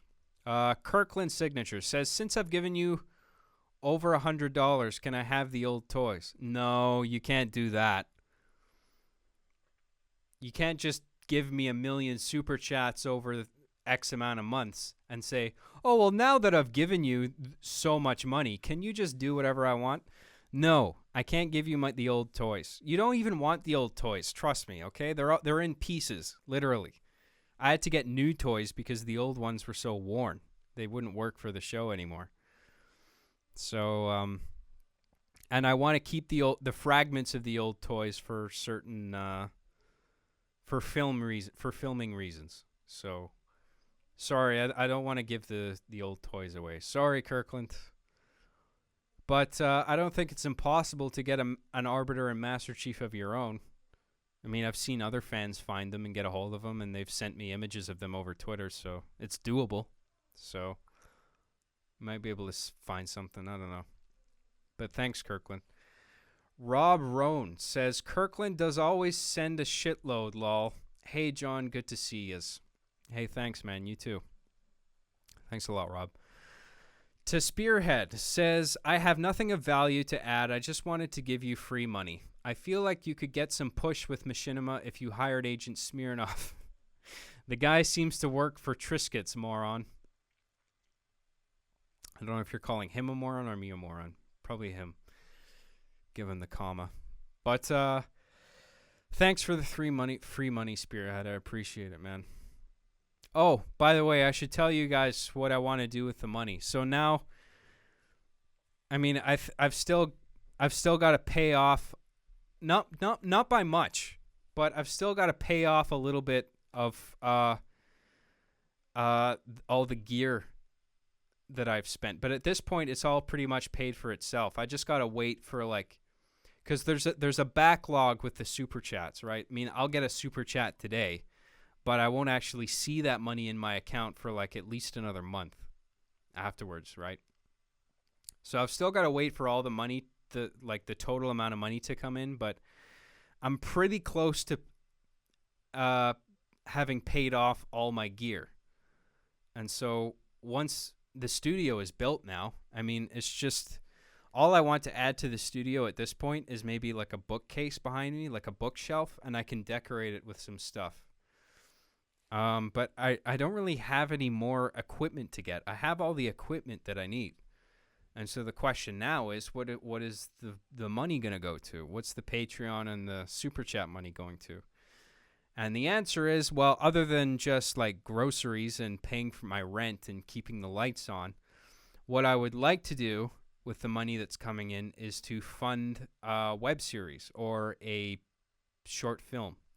So I want to make like a horror movie or like a camera and shutter snap live action show. And if I keep getting money through this, then I can use that money as a budget for a show, basically. So I want to make like a horror short film or a camera and shutter snaps web series, right? Like maybe 6 episodes of a show, and I would use like super chats and Patreon as like a budget for that. So that's my next idea. My next idea. I want to use the money to make more good content, right? So that's my idea. And I hope you guys would be on board for that, for me using the money towards actually making some original content. But anyway, so that's my idea. So thanks for all the super chats, guys, and I will find a use for it. Trust me. And it's obviously you guys that have helped me make the studio what it is right now. So thanks a lot. The Mongoloid Freak says, everybody type in the chat, Alex is a black knicker. Knicker, I said, with a K. That's how it was written. I'm not racist, I swear. Thanks, Mongoloid Freak. Zach said, emailed Sargon links to... Oh, no, you emailed me the Sargon links. Yeah, I saw that. Thanks, Zach. I'll get to that when I'm done with the super chats here. Trent's Prolapsed Starfish said, would you ever consider reacting to Halo Machinima with less than 10,000 views? I don't know. It depends what it is. If it's really long and boring, I would rather not. If it's really funny, then maybe. But thanks, Trent. Captain Desi says, what's up, John? Hey, what text-to-speech engine did you use for the Hello World character? I can't remember, but it was just, if you type in like primitive text-to-speech engine or something, I can't remember what it was. I typed something into Google, and the link that I used, the link that the text-to-speech engine was on, it was a browser-based text-to-speech engine. And the one I found was on like page 1 or 2 of the Google results. And I clicked on that, and it basically said you can use this voice for whatever commercial purposes you want. And I was like, oh, great. And it sounded really shitty, but I was like, that's all I need. I want it to sound shitty for the Hello World thing. So I can't remember what it is, but just literally type into Google like shitty text-to-speech. Or not shitty, but just like, I don't know, free browser text-to-speech thing. Free browser text-to-speech. Like type that into Google. And eventually there's some page that's going to come up on page 1 or 2 or 3 of the results that'll bring you to a page that it lets you paste whatever text you want, and it'll read the text in that voice. So I typed in "Hello World" for that one voice clip in that episode, and that's what it spat out. So yeah, there you go. So thanks, Captain Desi. Fuse, however you say that.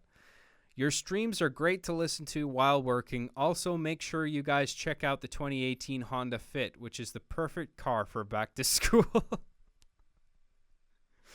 Yeah, I love school. Great. Awesome. Thanks. I'll keep that in mind. Honda Fit, everybody.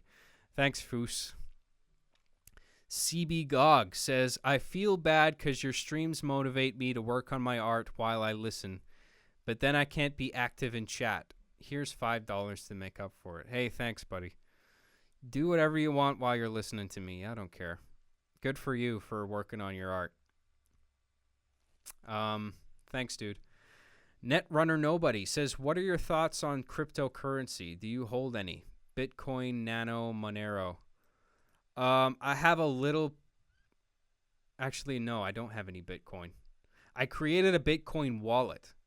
and there were some people asking me if they could send me Bitcoin. So I created a wallet, and I left my wallet open for anybody who wants to send me anything. But no, nobody has sent me any Bitcoin, and I don't have any Bitcoin that I bought myself, just because it's too fucking expensive. I mean, last I checked, what was it, like $10,000 for like one Bitcoin? And I heard it crashed drastically since then. But I mean, what's a crash value relative to $10,000? Like $1,000 for one Bitcoin, which is still way too much. So no. But I heard you can buy fractions of Bitcoins. It doesn't.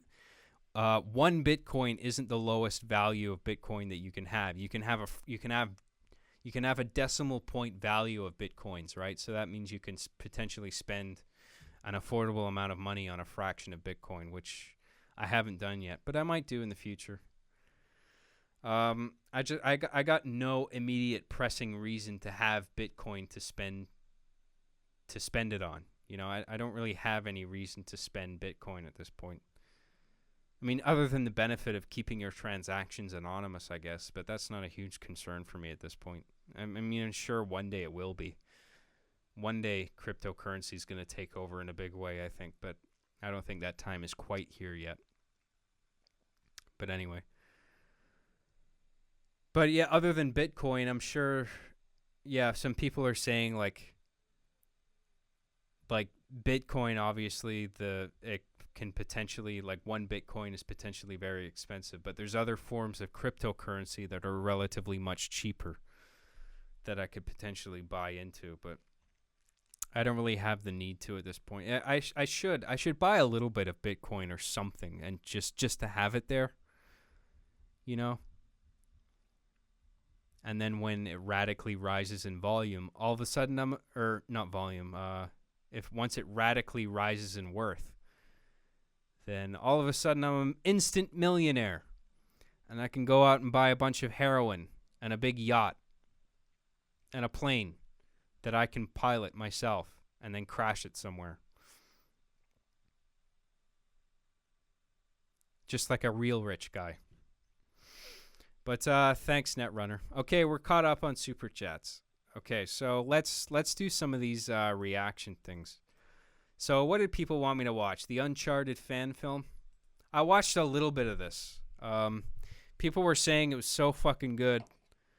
Let's find out. Let's just see how good this video is. Uncharted fan film.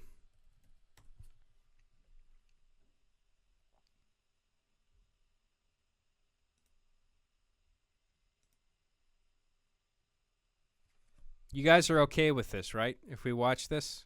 So, I'm just going to mute this. So, not the worst thing I've ever seen. Look, I know there are parts of it that are hokey, but compared to, like, I'm a film student, okay?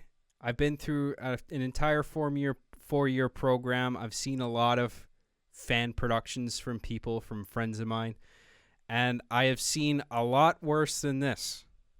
Okay. I actually thought this was competently made relative to most of the fan productions that have been made. It's well shot. That title slate needs a little bit of work, but it's not too bad. Nice opening shot here. Nice sweeping landscape shots. Which, you know, is pretty doable now with drones and shit. And every fucking film kid has a drone. Some vanity shots of the cars here. Some Dutch angles.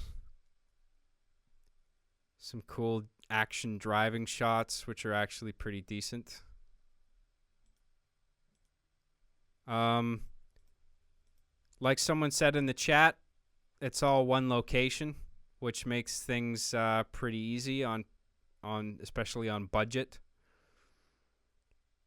Nathan Fillion, I think, is really well cast in this. The wardrobe is good. He has the right look. I mean, he's got like basically the Uncharted 4 outfit here with the blue what fabric do you call that? But just that the dark blue shirt, brown pants. The fact that he's got a bag over his head makes for when it gets pulled off, it's a nice reveal. Reminds me of The Dark Knight, the beginning of that one, where Bane has his head covered. And then you see the ring there, which is a good indicator to who it is when you don't see his face yet. They need to cast more intimidating guys. I don't perceive this guy as a threat here. He's like a big teddy bear. The look that he has isn't too bad, but his performance needs a little work, I think. He needs to be more genuinely intimidating in his delivery. As a little bit too forced. Nathan Fillion, I think he's a little old, but he pulls off this role really well. I think the acting he does with his eyes is pretty good. It's pretty close to the original character, I think. He captured the spirit of that character, I think, really well. But I don't think this thug guy here that's talking to Nathan, this guy, he's not a bad casting choice. But the director needs to have a word with him to get a better performance out of him, I think. It's well shot. I mean, they know what the fucking shots are, you know? It's like you got your wide shots, your full shots, cowboy shots, medium close-up, extreme close-up. And they know how to storyboard this shit. They knew what they were doing to some degree when they shot this. The close-up on the ear. This is a good shot here where you kind of swoop into his ear. And then that transitions pretty well to this guy. Who, I like this actor. I really liked him in Don't Breathe. I thought he was terrific. But I'm not sure he's the right choice for Sully. There's a warm quality to the Sully character that I don't think this actor quite embodies. But that might have been that's something that might have been worked on just if the director got a better performance out of him, maybe. But I think this could have been cast better, this role, the Sully role. And those orange lens sunglasses look pretty good on camera. I can only imagine how gross and soggy that cigar is after just takes and takes of him holding it in his mouth, just like the character does in the cinematics, right? It's a nice vehicle they got there. It's got a nice red paint job. The LT gray thing is kind of funny. They made Nathan a reasonably funny character without making him just like a one-liner machine. Do you guys ever see that movie Lockout with Guy Pearce? There's like it's about like a prison in space, and the president's daughter gets like held hostage in a space prison, and Guy Pearce has to go to the space prison to rescue her. This reminds me a lot of that. But the character in that movie was basically a one-liner machine to the point where it actually got irritating. Normally, I like that kind of shit, but that character in that movie, Lockout, definitely needed work.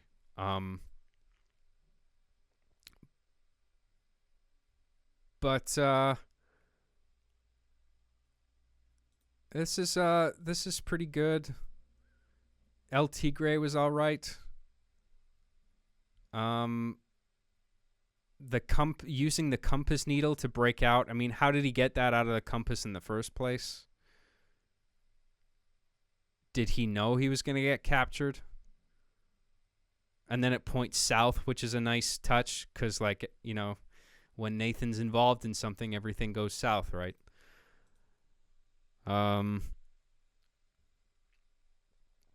The action here is pretty well shot and executed and cut together here. I was impressed with that. There's some nice hits there. It looks like they're actually making contact with the hits, which is good. It's cut really well. The ponytail gag, it's kind of funny, I guess. Action was reasonably well done.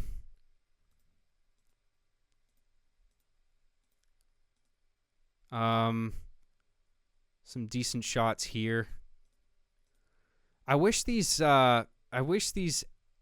film school guys wouldn't move their cameras around so much. It's like they feel the need to put every one of their shots on like well, you see this shot here. This isn't a dolly in. This is a post-production zoom. So they're basically adjusting the scale of the shot, I think. Oh no, they're actually moving that. Never mind. So that shot's on a dolly, which is good. It's better to do that than just scale the shot in post-production. But at least they did that. But not every fucking shot has to move, you know? It's okay to have a camera that's just on sticks and doesn't move, or doesn't pan, or doesn't tilt. Not every fucking camera movement has... Like, that just screams insecurity to me, you know? When you feel so insecure that audiences aren't going to watch your whole movie, that you feel the need to make every fucking shot have a moving camera, you know? The camera's constantly swaying and panning. I don't think you need to have that. In fact, you can accentuate the moments where that does happen by having static shots, you know? So you have like static shot, static shot, static shot, and then when you finally have a shot that moves around, it's like, oh, that's pretty cool. You can achieve some really neat effects that way. But it's all right. It's competently made. It's well lit. If I saw something like this on Netflix, I would be like, that's pretty good, you know? And so we have some more stuff here. This action shot was pretty well done. I wish they had just made this one shot. Like, instead of cutting to that slow-mo closer shot there, I wish they had just not done that and just used the wide shot. And they cut back to the glass here when Nathan is not in the frame, which bothers me. I didn't like that. But I see why they did it. They did that so they can get a clean, so they can cut to this, just a clean shot of Nathan on the ground, not like they can just have him lying flat on the ground and then start the shot from there, right? They'll just call action and then they'll pretend like he just landed there, which I guess works. But I don't like that cut to the thing. I don't like this part, getting rid of the cinema bars. I get it, but like, this isn't a video game, okay? If you're going to do a fan film, okay, you need to accept the fact that it's a fucking film at that point, okay? And so I don't, the need to go into gameplay where you have no cinema bars, there's no need for that here. I mean, honestly, I don't think the cinema bar should be here at all. I fucking hate cinema bars. I think it's fucking stupid.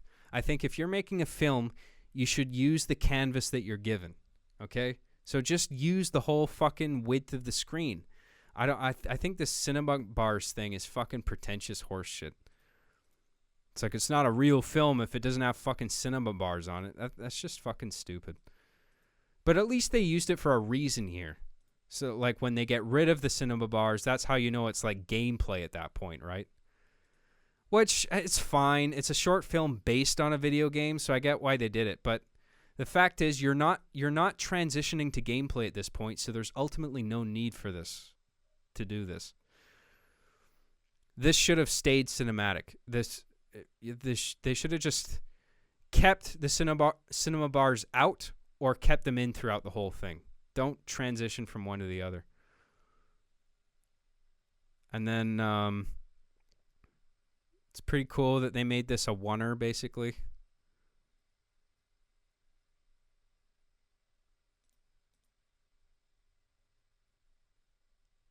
Some pretty good stabilization on that shot. This is a well done shot. He's got a kind of a cheesy grin on his face there. Look at that outrageous grin on his face. And then there's some post stabilization here, I think. It's a nice shot. It's just okay, now we're back in the cinematic reality of the film. Now that the cinema bars are back. That flying punch is a little overdone, but it looks pretty cool. It's not too bad. Nice Dutch angle of the three guys shooting there. That's all right. And then I'm not saying I don't think she's a bad actress or anything, but I think there could have been a better casting option for that character. I don't think her or the actor who played Sully is suitable. I think the guy who plays Nathan here is a suitable actor. He was well cast. The other actors are all right. They're just they don't quite fit the original characters, I don't think. And they had a decent production designer, whoever came up with those the old parchment and the jewelry and stuff.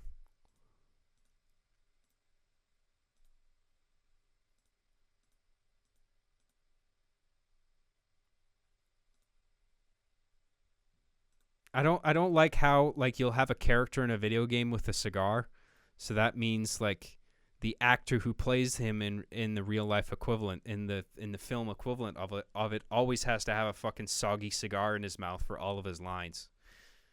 And but whatever, it's fine, I guess. I thought it was all right. Out of the fan productions I've seen in the past, that was actually pretty good, I thought. And are we back on ACAM? Yes, we are.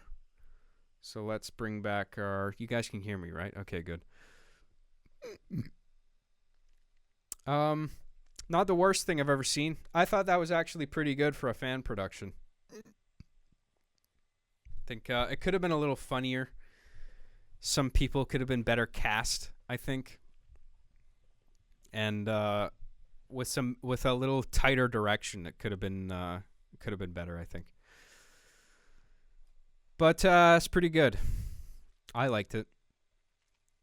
So what was the other thing we were gonna watch?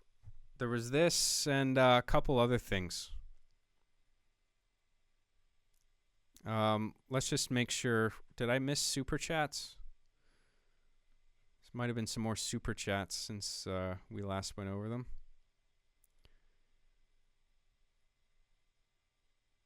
Gay vegan. Okay, so let's do the gay vegan thing before I do the super chat. So gay vegan. I don't know what the fuck this is, but let's do it.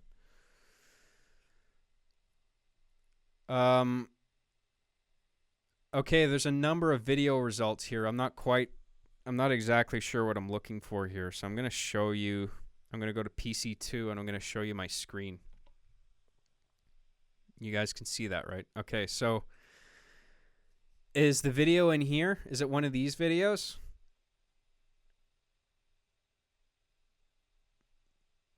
Let me know what exact video this is. Gay vegan. It's not sexy vegan, is it? The Dr. Phil thing? I've seen that. It's called Do Vegans Taste Better? Okay.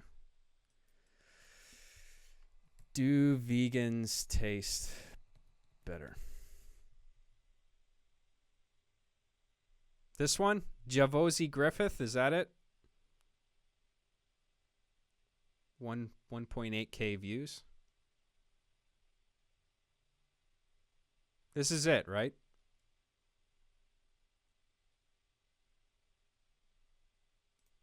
Let's just fucking do it. Is this it? Just this black guy talking?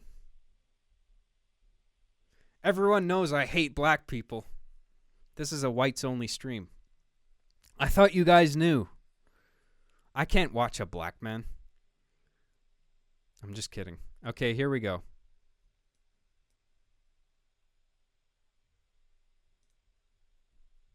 Oh, whoops. Let's turn my desktop audio on and let's watch this shit. Here we go. Do vegans taste better? I don't know what this is. Now, do vegans taste better? It depends. What do you mean by tasting better? In this particular talk, we're talking about orally in a sexual nature, because it's so funny when you are a carnivore-like eater, you know, and your semen is somewhat of a reflection of the things that you're putting into your body. But then when you transition to the vegan lifestyle, your semen is going to be a bit different. How do I know? Well, in the past, when I used to eat flesh, and you know, sometimes, you know, you want to bust a nut in a female's mouth. It happens. Or sometimes you want to eat vagina. Well, not eat vagina, because that's cruelty. But licking the clitoris, that's more appealing. And of course, different vaginas. What the fuck? Is this the kind of other shit other YouTubers make? Is this the right video? What the fuck am I watching here? Is this 5 minutes on vegan semen? I'm quite satisfied with my own semen. Thank you very much. I just joined the live stream. What's going on? Beats the fuck out of me. I don't know what the fuck this video is.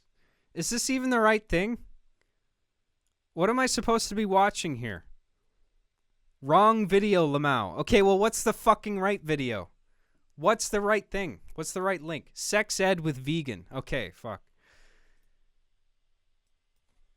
Sex ed with vegan. I'm still not seeing the video title.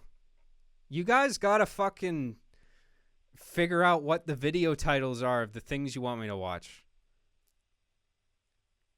Okay, wrong vid. What the fuck is the right vid?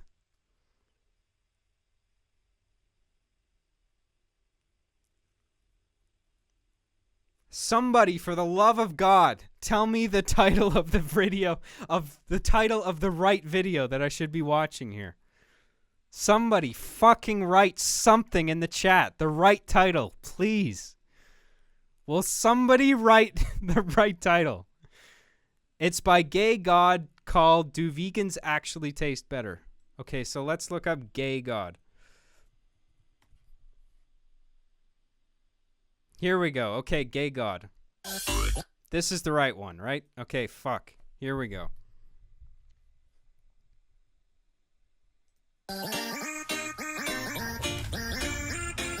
So this video is clearly for scientific research because we need to get to the bottom of this. Do vegans actually taste better?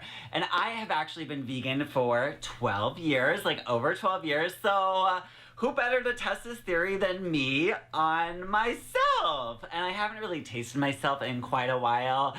So I might have went ahead and shot a little bit of myself into this shot glass, and I kind of want to be open and honest with you guys and tell you what I actually taste like. I know this is TMI and all, but you know what? You only live once, so bottom up. No, I'm just kidding.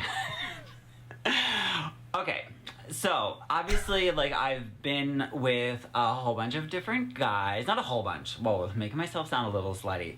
But do you think he's gay? I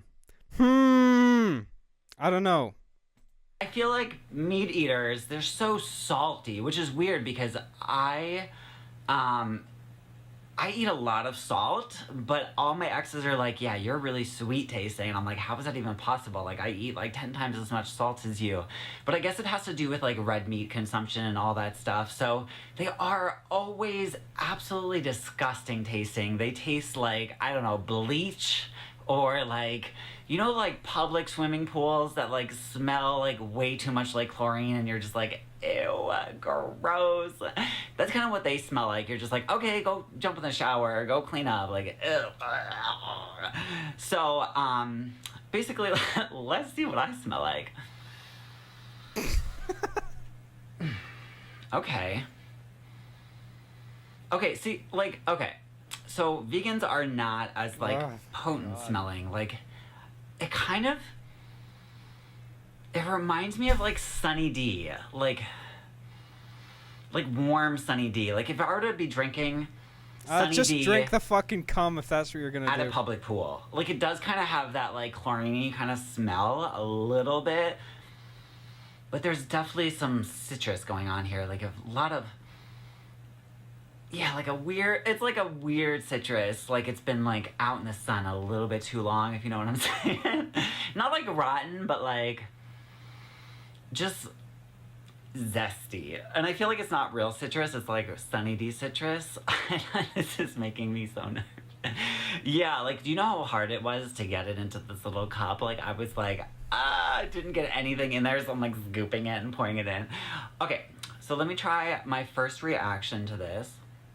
Oh, no way. Oh. Get the that fuck was quite out of here. nice. Ooh, it's so smooth. Whoa. Whoa. It reminds me of, like... Oh my god, it's so sweet. It's like... I'm actually like, whoa. I'm like, why haven't I been dating vegans this whole time? It has this weird flavor. Like, it almost reminds me of, like, if you were to take, like, a vanilla I'm making weird faces as I watch this. That means I'm intolerant. I should be in chapstick YouTube and, like, jail. melt it down in the microwave. Like, so where it's, like, still thick. What's wrong with me that I don't want to watch gay guys drinking their own fucking semen?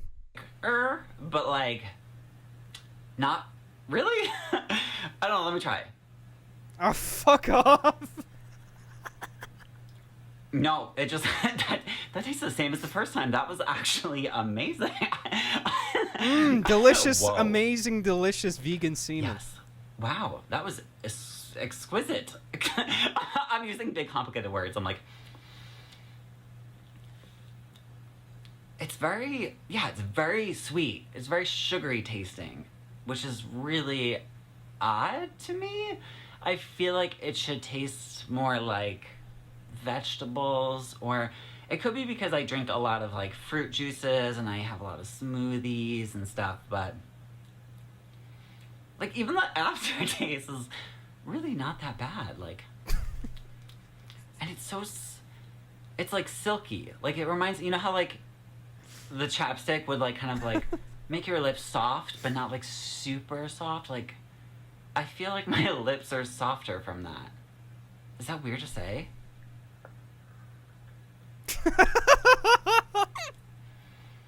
Yeah, it's like... What a delicious beverage. I can't quite put the flavor, but, like... It's it so definitely zesty. Smells way worse than it tastes. Like, the smell is not necessarily like, I want to swallow that, but, like... It's really... I'm like, all my future boyfriends are gonna be... I mean, there's only gonna be one future boyfriend because my next boyfriend is the one and only man for me, if you know what I'm saying. Okay. But, yeah, like, if they taste like this, like... Honestly, like, I would start sucking some D if this is what they taste like. I'd be like, yo, let me swallow some of that because that's some good shit. Like, this is all natural, organic, like... If my ads get removed for this, I'm going to be very upset because this is clearly scientific research and I'm clearly trying to prove a point that vegans do taste better, and I just proved my own point by drinking this. I feel like I should, like, finish it off and just savor the moment. Ooh, actually it starts to taste, I mean, it starts to smell better as you go on. Maybe, like, the top layer, like, maybe because I started filming and, like, it started to, like, separate a little bit, like, it wasn't as good. Oh, fuck off. Ooh. This is the gayest thing I've ever watched. Coconut. Thank you, guys. Or something. Thanks for this ridiculously gay-ass video. Like, the meal of the coconut. Not, like, fresh coconut milk or, like, coconut milk like you buy from the store, like the gallons of coconut milk, but, like, it's got that weird fresh coconutty flavor.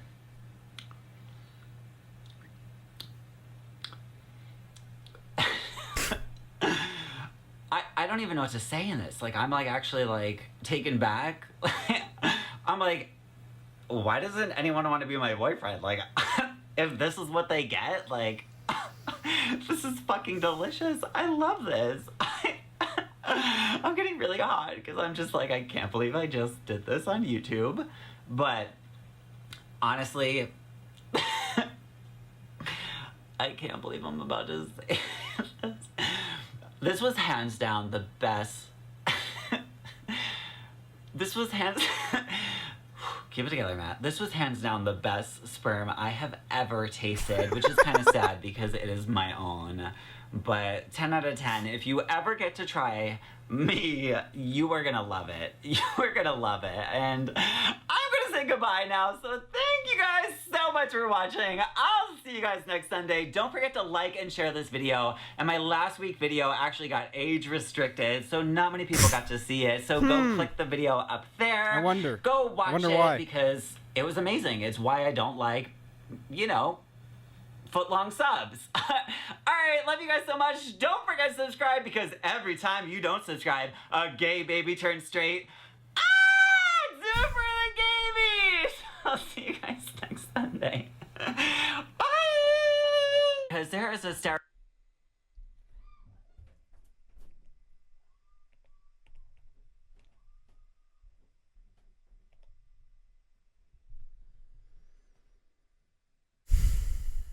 Well, thanks for that.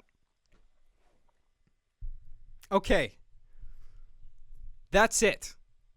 Okay? This is it. I am no longer letting people make me feel bad for monetizing on the internet. Doing what I do. When this is what other YouTubers are doing, monetizing themselves, drinking their own fucking cum out of a cup. This is... These are the qualifications for making money on the internet? Why the fuck should I feel bad for making machinima? Why don't I just do this? Just be on camera every day, drinking cups of fucking semen. And if you're not on board with it, then you're intolerant. Jesus fuck. I mean, I think it's funny. I really don't care that he's drinking cum. But like, man, the amount of time that I've spent feeling insecure about monetizing on the internet and, you know, whether doing what I do for a living is worthwhile or respectable, at least I'm not drinking my own cum out of a fucking plastic cup. At least I'm making shit. At least I'm making cinematic content, you know what I mean? Even if it's not a fucking fancy Hollywood movie, even if it's just dumb little machinima movies, at least I'm making cinematic content. Something beyond just a static camera angle of me drinking my own fucking semen. Machinima is gayer, to be honest. Fuck you. Fuck you. You're just trolling. That moment when that guy has 1 million subscribers. I have 82,000 subscribers and I've been making cinematic content for 10 years. He gets 1 million subscribers for drinking his own sperm. What the fuck? Man. Well, that's it. I'm not feeling bad about what I do on the internet for a living. Oh, it's so lame that I make money on YouTube. Why don't I just get a fucking job? Right? As if this isn't a fucking job. Working full-time on social media and graphic design and writing and editing and all the fucking shit. I should just drink my own semen for a living. Oh, fuck. Well, thanks for that. I knew I was missing something from my life, and that was it. Fucking. This is what vegan... Like, as if vegans weren't enough of attention whores already that they gotta... Like, look at me drinking my fucking semen. As if I don't have enough attention already. Look at me, I have a cup of semen. Look at how gay I am. I am so wonderfully gay. And if you're not on board with me drinking semen, that means everyone's intolerant. Anyway, thank you for this riveting video of a gay man drinking his own zesty vegan semen.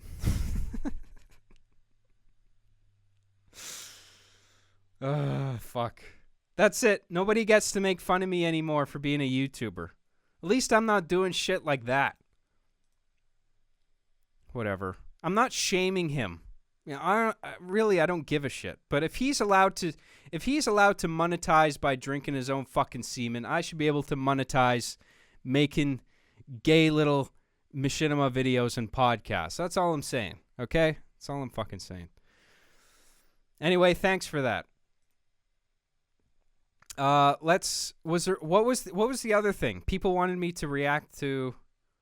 If there's another thing people want me to watch, I'll do that. But in the meantime, I'll just go back to the super chats and see what we haven't done yet.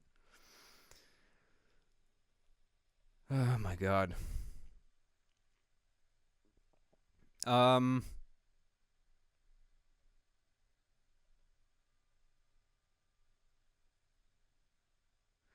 Captain Desi said you should react to the Max Headroom incident if you haven't yet. Okay, Max Headroom. I'll look into that.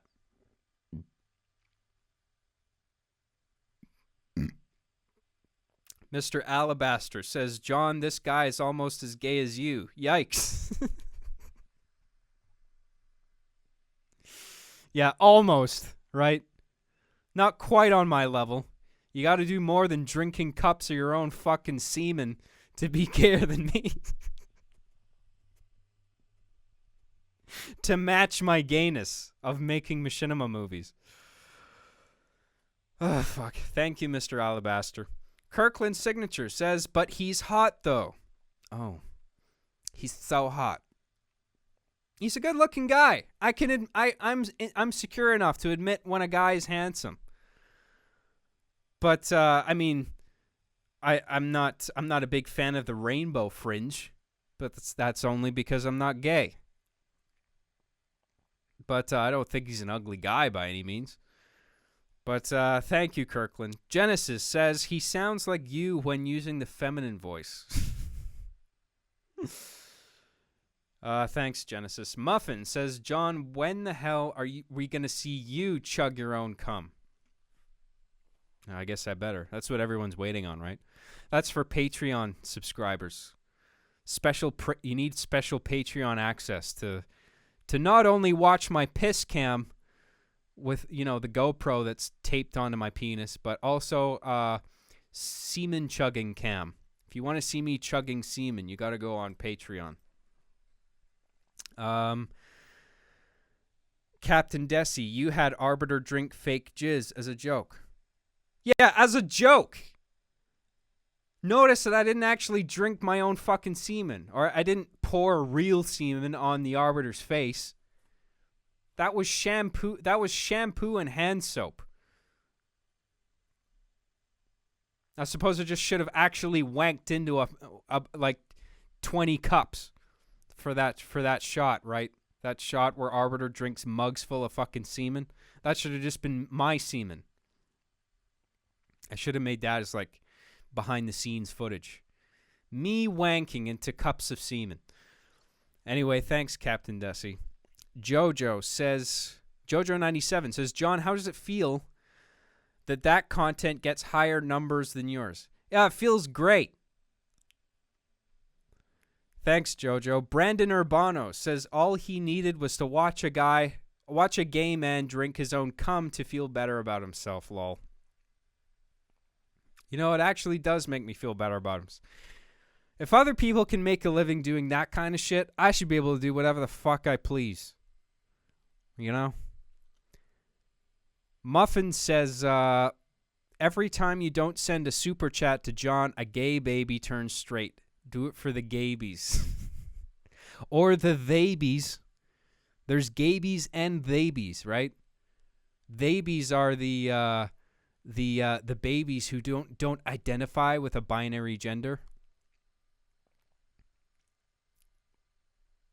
I really don't like all that shit, by the way. the you know, trying to redefine the gender of infants, babies, and children. Like, no. There should be an age where, like, fuck, man. I think children are going to be sexually confused, and you got to fucking... this gender reassignment surgery for babies and children, I think that is fucked up, honestly. I mean, if you are of age and you then if you decide still at that point that you're not in the right body for your gender, the gender that you feel you are, then do whatever you want, fine. But they should not be pushing this shit on kids. That's fucked. Oh, I'm a bigot. Yeah, I forgot. That makes me a bigot.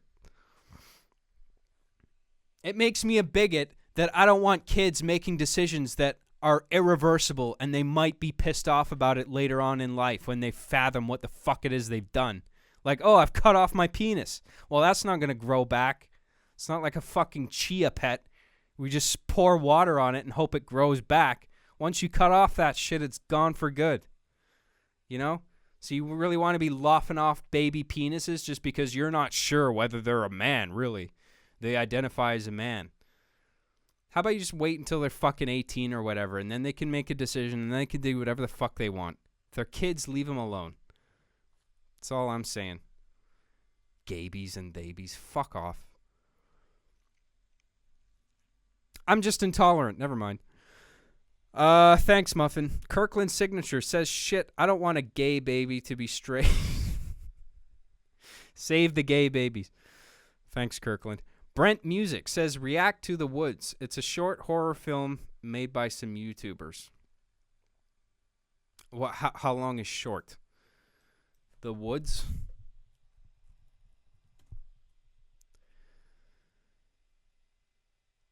Is that this 25-minute one made by Sugar Pine 7?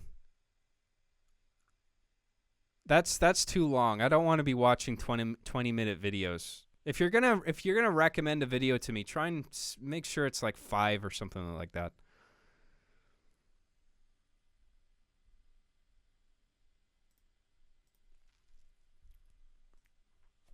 Fuck, man.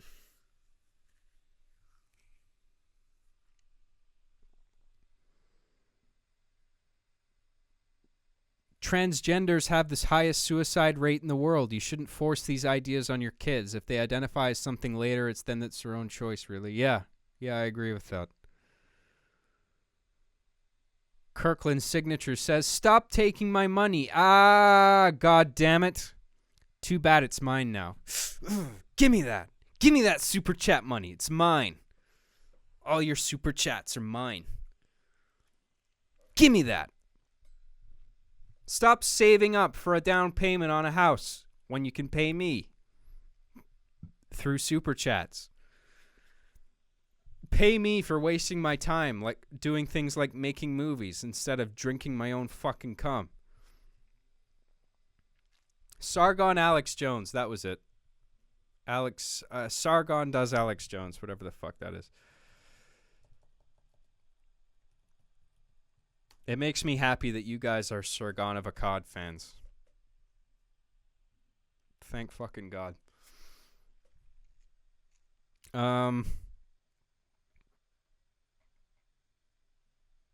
Okay, so I'm looking for this Sargon Alex Jones video, but I'm not seeing anything. I typed in, or hold on, Sargon Alex Jones.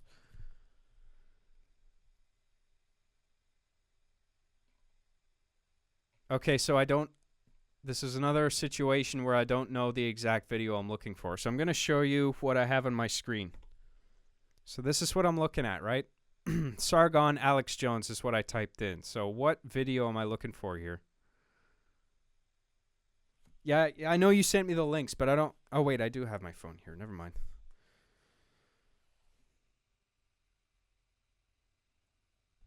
Just give me a second here. I'm finding the link to the Sargon video.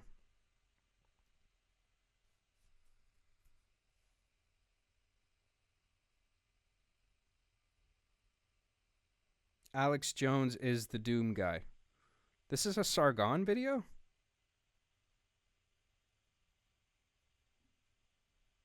No, that's on some guy's channel called The Thinkery.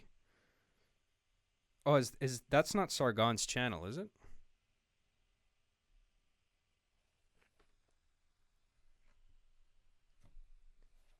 All right, whatever. I've got the video titles here. So Alex Jones, Doomguy.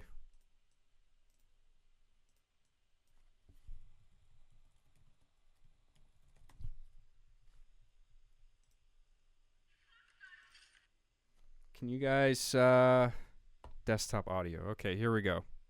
Here we go. Alex Jones is the Doomguy.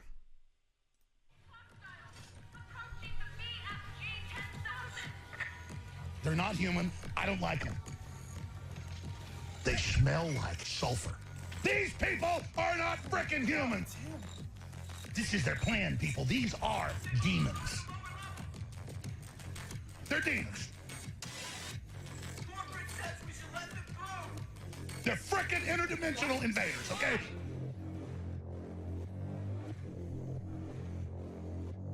I came knocking on your door 1,000,000 times, and you laughed at me. Access granted.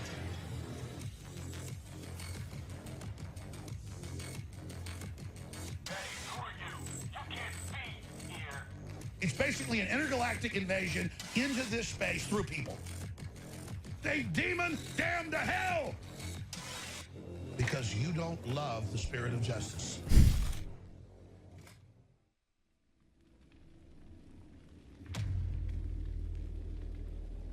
And this is Doom Eternal. That game looks fucking dope, by the A way. demonic world.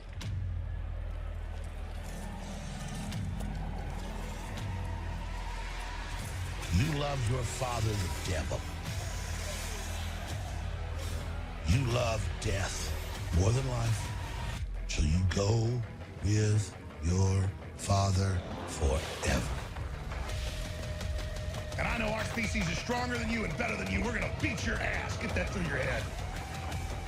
I see you real good, you inhuman, soulless pieces of trash.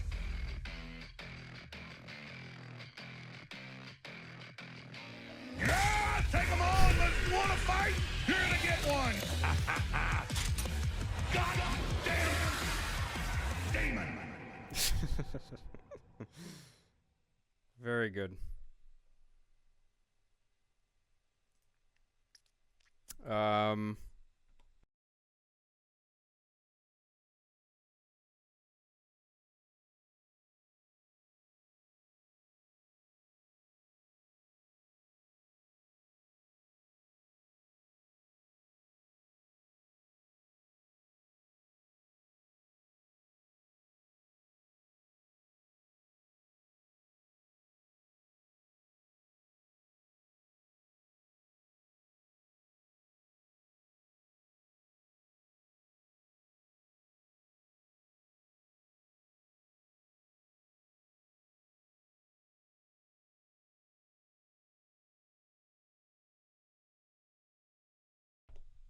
Oh, sorry.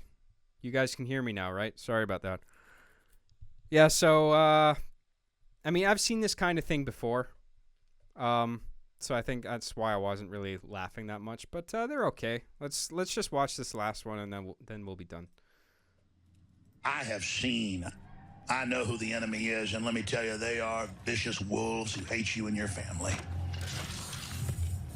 Ignore me at your peril. I am here as a watchman to warn you. Enter here at your own risk and doom. They're the idiot, moron followers of the globalists. So they got to be dealt with now. They got to be dealt with. Please remain calm. You may notice a slight change in the environment. Fear not. It's all part of the plan. It's a hellhole. Just like Chicago. Where is the animating contest of liberty?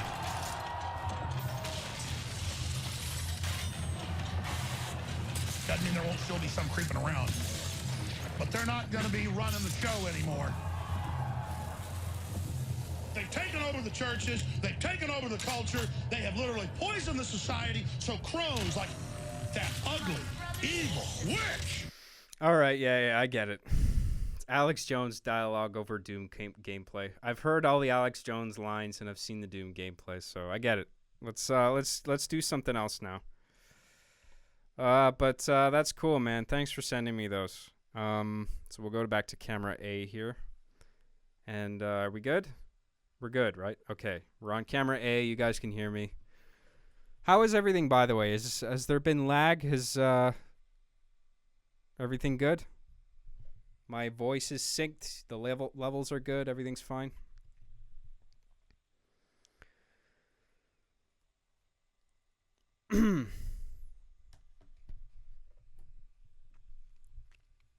Watch the Halo Infinite gameplay trailer by Storm IOGT.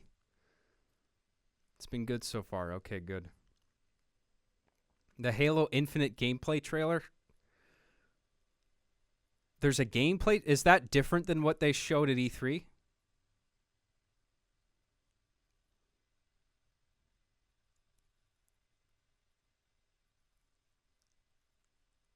Super clean, bro. Okay, awesome. Why does Alex Jones remind me of a middle-aged Eric Cartman?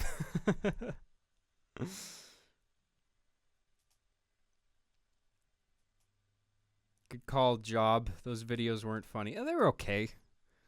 I've just heard that shit so many times. Like, I've heard all the Alex Jones memes, and I've seen that Doom gameplay already, so I was just like, I've seen this. I get it.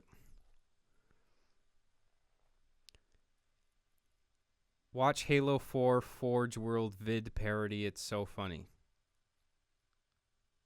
Watch the video, John, for fuck's sake. Well, what is that? The Halo Infinite trailer you mentioned?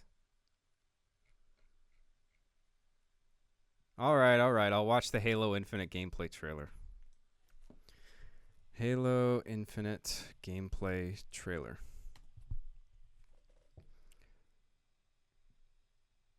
Is that just the E3 announcement trailer? I saw that already. That is what you're talking about, right? I've seen that already. I don't want to watch that again. By Stormio. Okay. Halo Infinite Stormio. I'm not seeing Stormio anywhere. Is Stormio a user?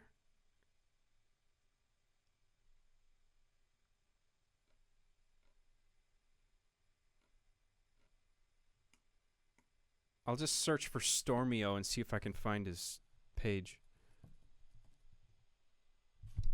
Stormio. Oh, it's a capital O. I think.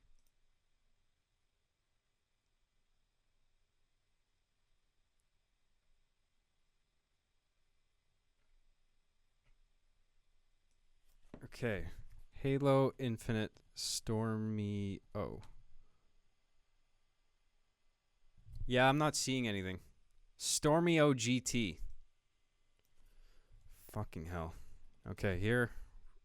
Oh, whoops. Okay, I found it. All right, I got it. All right, so here we go. PC2. Desktop audio's on. All right, here we go. You guys can see this, right? I think so. Yeah, okay. All right, here we go.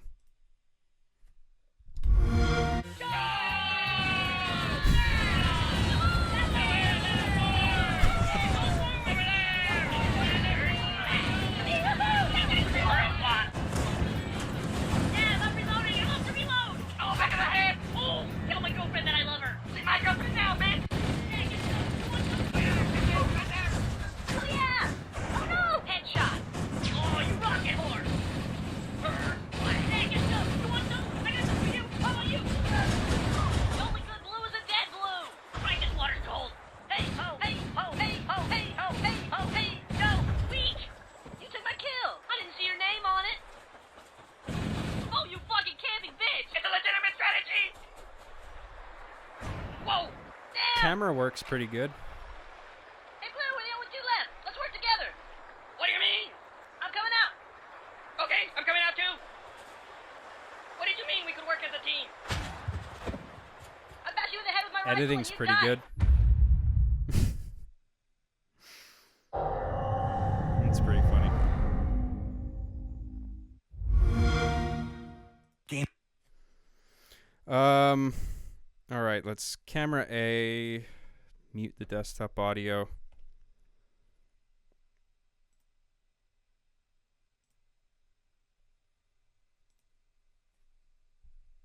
This is red versus blue, John. Oh, shit. Well, it must have been a really old episode. I haven't seen that in fucking forever.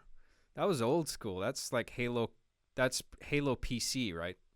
Well, Halo Combat Evolved, obviously, but I think the PC version. The Thinkery is Sargon's shitpost channel. Oh, okay, I didn't know that. I know that now.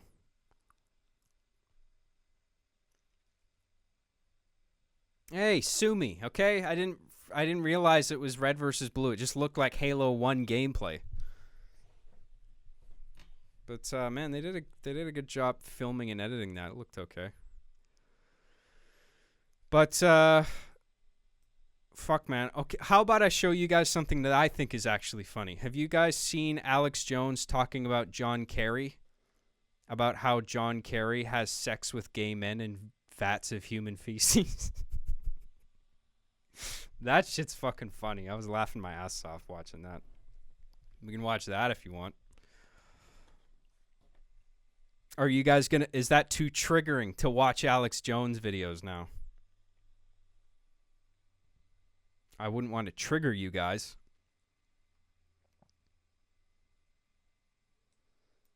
The Devil May Cry 5 trailer? I saw whatever was at E3.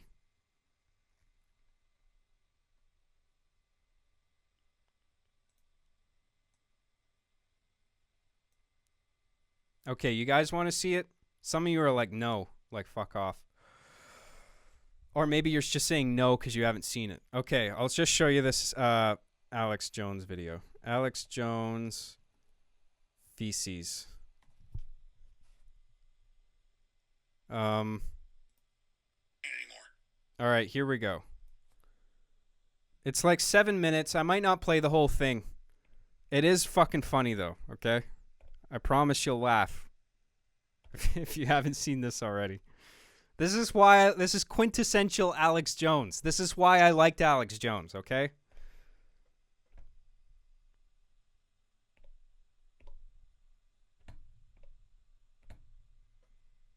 All right, I think we're good.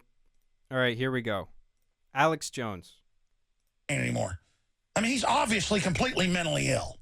John Kerry, these are flaming nutcases. And remember, what do you expect, folks? At Skull and Bones, ABC News got video of it that confirms what Charlotte Iserby leaked to Anthony Sutton, the congressional expert, congressional hearings. You know, she only revealed that a few years ago to us. And we went to her home, and she showed us the Skull and Bones memorabilia. Her father and grandfather were members of Skull and Bones, an elite family. And she leaked to Anthony Sutton what goes on in Skull and Bones that confirmed the break-in from over 100 years ago, what it confirmed. Do you know what goes on at Skull and Bones? Well, I have a family audience, so I can't say it. They have sexual rituals, some of the most ancient Egyptian rituals, where they believe they are possessed by entities, basically space aliens. When you're I don't believe this. Let's be clear. When you look at John Kerry, though, and his tomb mate, George W. Bush, and the rest of them, these are people that had gay sex hundreds of times in coffins, begging for spiritual entities to possess them. And you know what? Put John Kerry on screen. You know what? Put the video from yesterday. That's the really crazy one. I mean, you know what? If that's a case for possession, folks, I believe it. I mean, Hollywood should want to hire him to play the next Silence of the Lambs, because there's no actor that can look this whacked out crazy. I mean, take George W. Bush and all his weirdness. I mean, ladies and gentlemen, these are people that get in coffins hundreds of times and giant pits of feces and have sex with each other.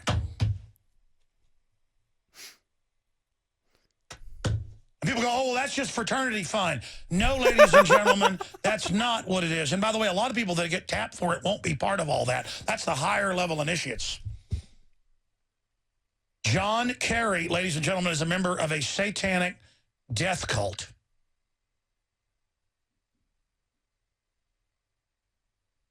And no wonder he wants to start World War III. I mean, what do you call it psychologically? I mean, if you don't believe in these entities like they do, okay, it doesn't exist. Doesn't matter. They believe entities possess them in pits of feces. I mean, we have a Secretary of State who has asked entities to enter his body while having sex in large vats of feces with men peeing on him. They even made a movie, The Good Shepherd, about this. Robert De Niro produced it, and it was hailed as historically accurate, with men peeing on each other. I mean, I'm sorry, we have family audiences, but that's what they're doing. And how much more will we put up with these people? It is chapter 322 officially of the Illuminati, ladies and gentlemen. Founded by the Illuminati in 1832, on record. People make fun of me saying, oh, German death cults run the world. No, they're a big part of it, though. Doesn't even mean they're German. It means they've adopted a German death cults activity that's really Egyptian, which was the dark black magic elements of the priesthood in Egypt. These people follow a 4,000-year-old Egyptian death cult, okay? That's who's running things, wallowing in feces. That's what we're dealing with, ladies and gentlemen. A Secretary of State that has had sex in giant vats of feces. And I dare the media to attack me on this because that's exactly who they are. Go ahead, make fun of me because it's all on record. And it's all come out, and go ahead and try to make me look crazy talking about that. I don't care. You're the ones that are crazy following these people. The only video they have of Skull and Bones is in the courtyard screaming, death, devil equals death, oh, hell, I love you, devil. They have people that dress up in skull masks with crowns on, and then you worship the devil. And then the person playing the part of the devil who believes they've been possessed by the devil sits there and watches while man after man has sex with you. I mean, that's what's going on, ladies and gentlemen. You want the truth? Can you handle the truth? That's the big question here, ladies and gentlemen. These people are monsters. And that's what hit me last night was I have been holding back. I know they're monsters. Why does Kerry look so weird? Why does he act so weird? Why do they lie? Why can't they help not lying? Why was Kerry about to collapse over and over again watching the testimony? Go back and review it from yesterday's testimony to the Senate. He's in the House today. He would have to, when they were talking, have to lean his head down and like put his hands on the table and just, because I mean, folks, imagine he's been possessed by this stuff so long, like Aleister Crowley was. Can you? I think that was the funniest parts have been there already, but it's just him insisting that John Kerry is having sex with gay men in giant vats of feces, and every time he mentioned it, it would get progressively worse. Like at the end, he added there that a bunch of men were also peeing on him. So it just gives you this image of John Kerry at the bottom of a large vat full of shit, having sex with a bunch of naked gay men while other naked gay men are above him urinating on him. Presumably that's what John Kerry does in his spare time. He goes to the Skull and Bones. He goes there to hang out. He climbs into a giant hole dug in the ground. People fill it full of diarrhea, and he just kind of wades around in there in the shit. And a bunch of naked gay guys climb down in there with him, and he has sex with them all in the shit. And a bunch of guys are standing above the pit, presumably pissing on him from up there. And who said they were gay? Well, Alex is saying it. He said he's having gay sex. I mean, he said it was in a coffin, but then he just said it was a giant vat of feces.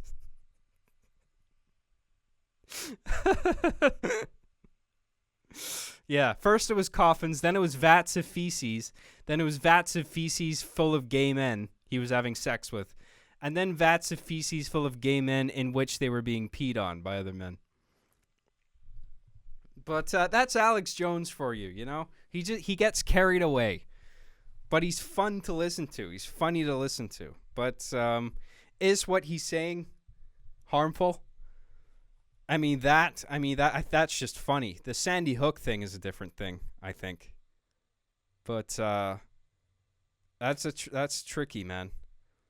Because you set a dangerous precedent if you ban anybody from YouTube or Facebook or whatever for saying something, whatever it is, right? Because at that point, YouTube has stepped into the fray. They are now in the game of saying what content is okay to listen to and what isn't, you know? South Park had a good episode about that. You know that two-parter South Park, Cartoon Wars? Where at the end of the second part, they're talking to like the Fox head of programming or whatever, and Kyle's and Stan are in there with him, and Kyle's saying, you have to say everything's okay or nothing's okay. This was about the Muhammad thing. You can't make jokes about Muhammad, but like you can make about a joke about anything except Muhammad, which is just like, no. Either everything is on the table to make fun of or nothing is, you know? And I think that's kind of where we are with Alex Jones here. I mean, he should be able to either say whatever he wants or we should just block everyone from saying anything, which, of course, isn't a viable option. But I don't want to see him banned either.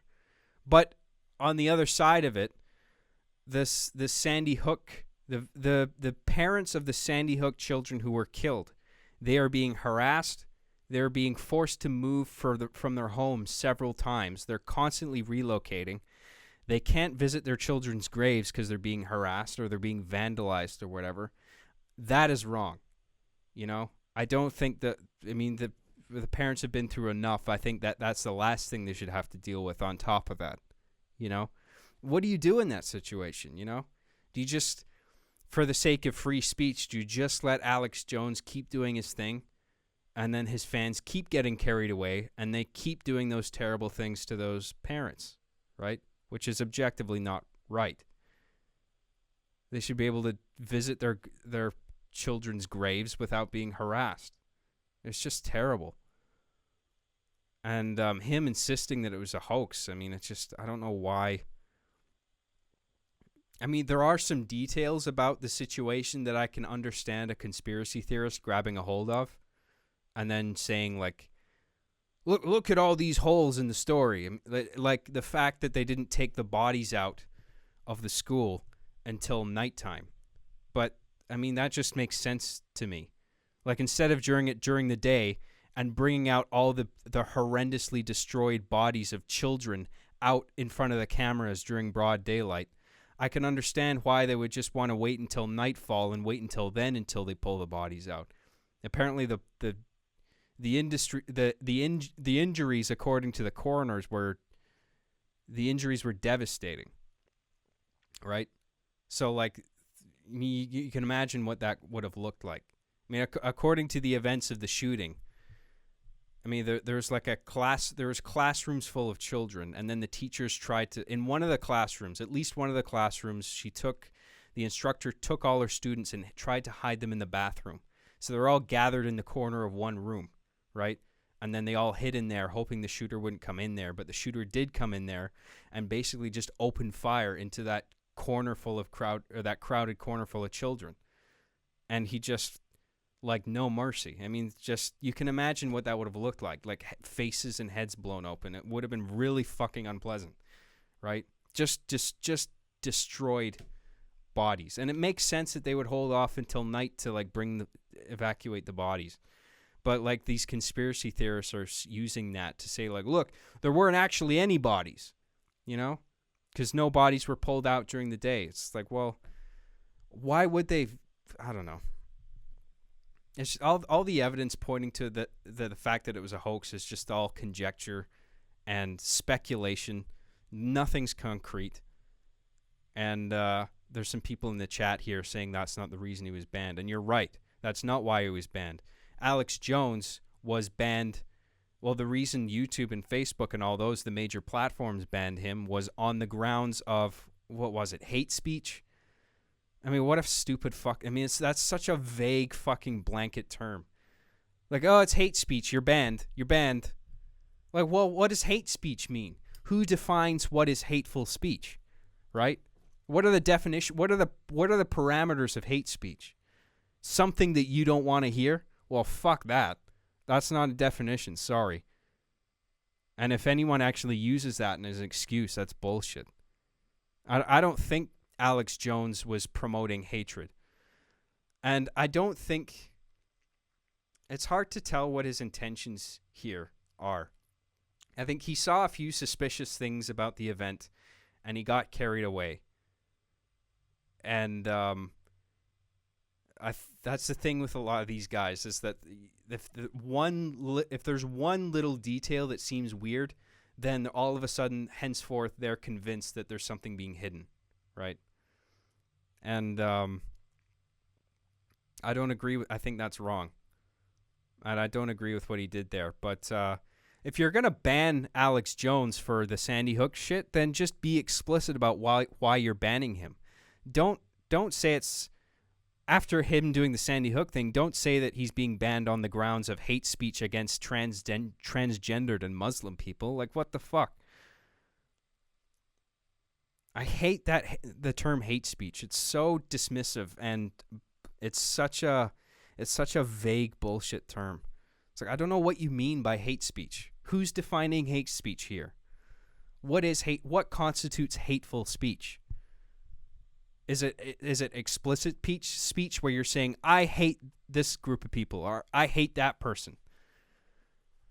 But if you back up whatever you're saying with something, is it still hate speech at that point? Why can you not hate something? I listened to a good conversation about this on Joe Rogan, about how people aren't allowed to hate things anymore. It's like, why? It's like a fundamental human emotion is to hate things. You know? Or to extremely dislike something. Even if it's not well-reasoned hatred, you should still be allowed to hate things. And, fuck, I don't know where I'm going with this. I still don't know one way or the other. Like I get that, you know, that suffering on a part of the parents of all those dead children. I mean, they can't keep being harassed. You got to do something about that. But then, at the cost of him not being able to speak on those big platforms ever again. But he can still say whatever he wants on his phone app. So it's not exactly censorship. So where do you draw the line with censorship, you know? Is it like if there's only one platform to speak on and you get deplatformed, then that's censorship because you truly don't have another platform to go to, right?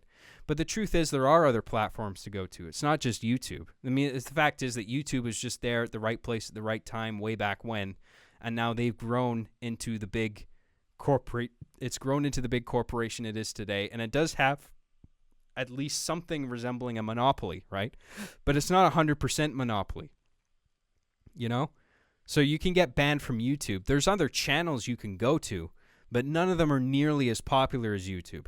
So it's not exactly censorship if you can go somewhere and talk somewhere else that's not YouTube, but you're not going to get nearly the audience that you would if you were on YouTube, right? So is it still censorship if you can talk on another platform where you can't reach nearly the same amount of people, right? You're still getting your voice heard to some degree, but it's just not on the biggest platform. It's tough, man. I don't know what to make of it either myself. But I will say that I don't believe in censorship, and I don't think anything should be fought with censorship. Like if somebody says something that's disagreed with, it should be combated with more dialogue, you know? So, I don't know, man. That's what I think. Anyway, what are we doing? I've still got that window up. Okay, so let's switch to camera A. Let's turn off our desktop audio. And let me just go over some super chats here. Let's do that. What do you guys think of my position there? Do you agree with me? Do you disagree with me? I mean, I know I didn't concretely say one way or the other whether Alex Jones should have been banned or not, but I honestly don't know what the right course of action was there. I don't think people should be censored, but something should have been done about all those parents being harassed.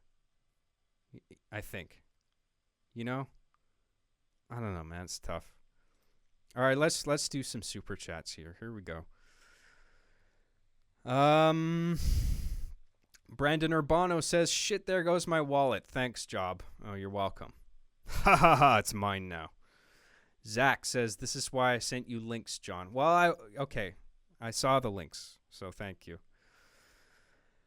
Captain Desi. Oh, by the way, Zach, I got what you said. I got what you sent over, because I remember you sent me a PayPal over my Gmail, but I couldn't take it because it was the wrong address.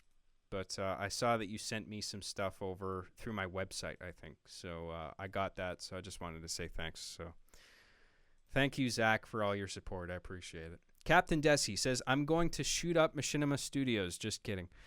Don't joke about that. I don't want any ammunition thrown at me, you know? Where it's like I'm promoting hatred towards Machinima. I'm not. But I think what they're doing is really fucking shitty, and I wish they'd get their act together. Kirkland Signature says, "I'll actually do it, though." Give me all your super chats. Zach says, "The Thinkery is his second channel." Oh, yeah, right. Yeah, I got it. Trent's Prolapse Starfish says, "Watch Elliot Goes to School" by Kitty07. Oh, what is this? Just a reaction stream now? Where I just watch whatever? Maybe. I'll leave it up to you guys. If you guys want me to watch more stuff, I can do that. If you guys are enjoying that. Jojo97 says, "In before YouTube takes down John's stream and gives him a strike." Oh, because I'm playing Alex Jones. Yeah, maybe. Thanks, Jojo. Unkool-Aid26 says, "Hey, John, loving all of these podcasts. Keep up the great work, man. Here's some money so you can buy a feces-filled pool and have John Kerry piss on you." Oh, thanks, dude. I'm sure John Kerry would love that. I'll let John Kerry know as soon as this broadcast is done. I'll invite him over. I got that thing you wanted, John Kerry. So you remember, John, about how much you love feces? Well, you're going to love what I've got at my place. I should live stream it. Get a kiddie pool full of feces, liquid feces, and invite John Kerry over and just put a webcam above it and just watch. You guys can watch me and John Kerry flailing around in semen and having gay sex with each other. Genesis says, "Watch the Red Pill Date." Elliot Goes to School and Red Pill Date.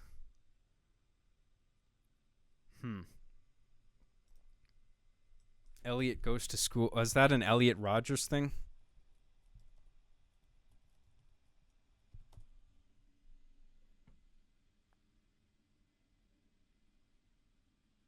Elliot Rogers Goes to School.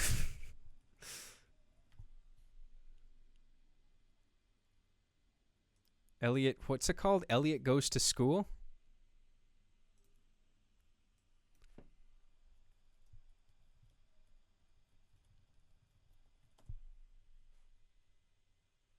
Oh, is this like a Gmod thing?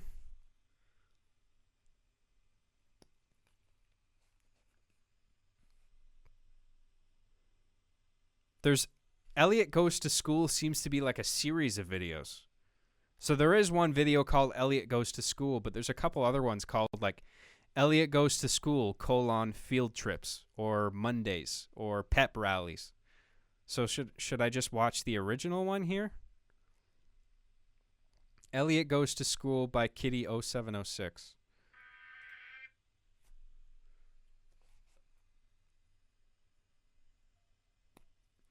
I think his videos should be shown, but there should be a disclaimer in the beginning of each video flagging everything disagreeable in the video, kind of like the asterisks in a book. Yeah, maybe. KSI always gets literal shit in his fan mail. Don't send me boxes full of literal shit, please. If you do send me anything. I should post that, by the way. I've still got my P.O. box open. So if anybody wants to send me any stuff, I've got a P.O. box which is visible here. So P.O. Box 33534, Central City Post Office, Surrey, BC. So if you've got something you want to send to my ass, go ahead and send it to that address and I'll pick it up. And might even open it up on stream. Who knows?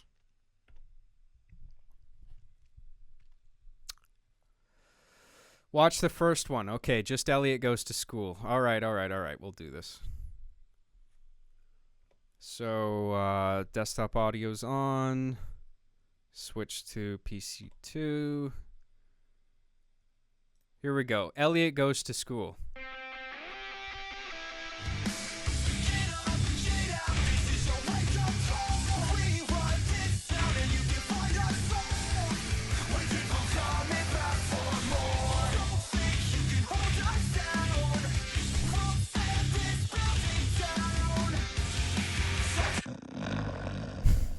Christ, here we go. Hey, the wait is over. Pick up your copy today of another. First day of school.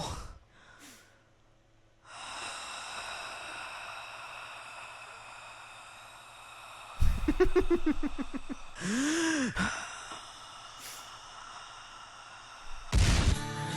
missing you so much. I say you die tonight, just so I can get to you. For the sun will rise. I know the stars are hard. I feel this too. None of that ever seems to matter when I'm holding you.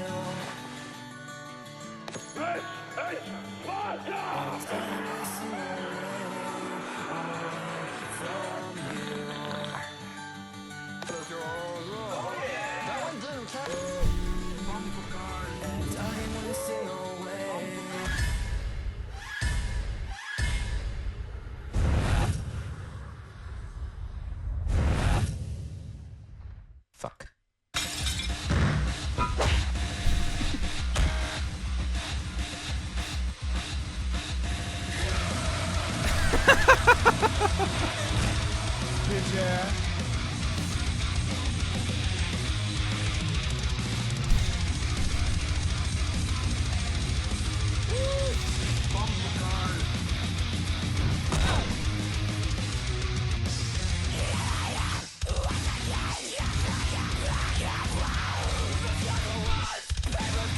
Learn to drive, asshole!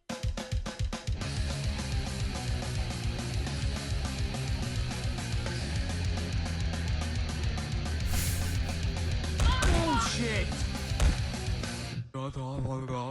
Sit down, all that shit. Hi, my name is Mr. Cool, and I'm going to be your Italian teacher for your sophomore year. Mr. Cool. That's such a cool name. I wish my last name was cool. Ha ha ha ha. Now, to take attendance, Bob, Joe, Elliot. Hey, Pagala, he called your name. What? Are you Elliot? Actually, there's a possible chance of my name being Elliot, but considering the fact that you are a stranger to me and do not exactly know what my name clearly is. But upon knowing about Brandon's whereabouts, you would obviously come to the conclusion. His real name is Colin, but we call him Elliot because we're cool. Ha ha ha ha. Yeah, whatever. Brandon? Brandon's not here. Please leave a message after the beep. That's Brandon. I figured. Anyway, that's the attendance for— What, do you smoke too many doobies? You forgot me, dude. Oh, I'm sorry. Bill Clinton? Yo ho, I'm penne grande and pantaloni de mio.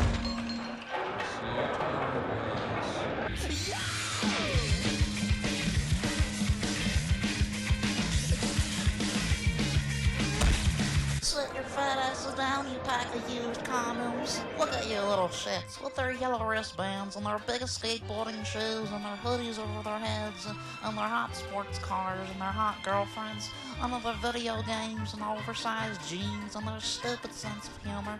You faggots make me sick. Literally sick. Hold on, let me call the doctor. This guy might kind of funny. You know what? Your face is funny. Hey, that's not nice. Your mom wasn't that very nice either. What the hell do you want? Sometimes I dream about cheese. Well, that's great. Anyway, back to my retarded speech, which I never started because those faggots threw me off my groove, especially you dick sponge. Anyway, my name is Mr. Higglesworth, and if you do what I tell you to, then you all fail. I'll fail, that's such a funny word.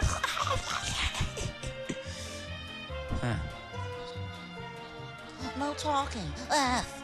What the fuck is this shit? Yo, teacher. Yo. What do you think you are, some faggot in a gang? Going yo, motherfucker? F.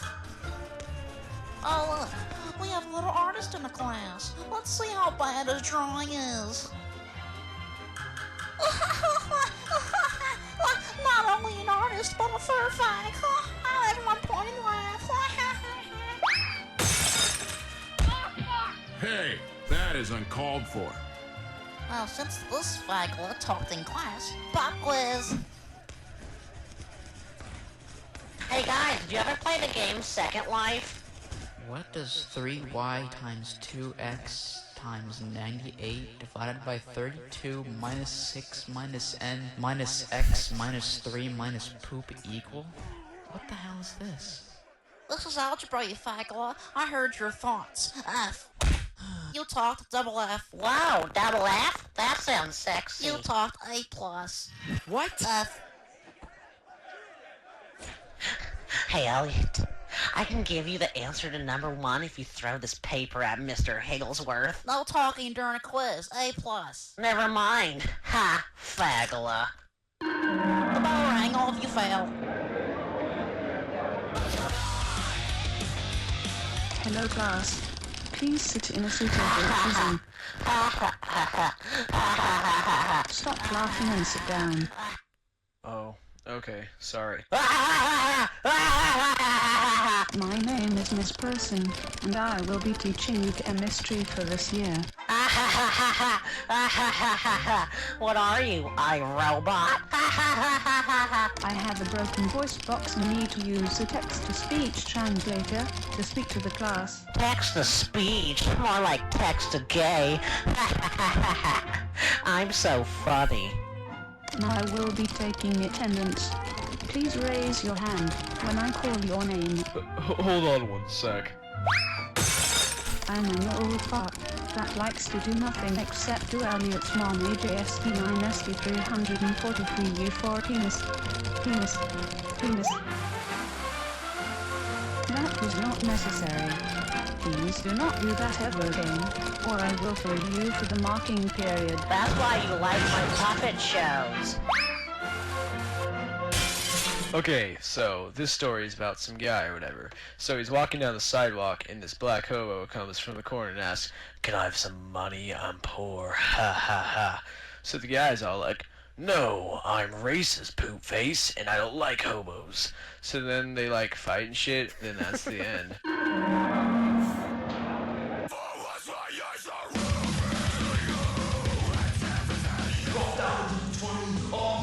Give you 20 of what?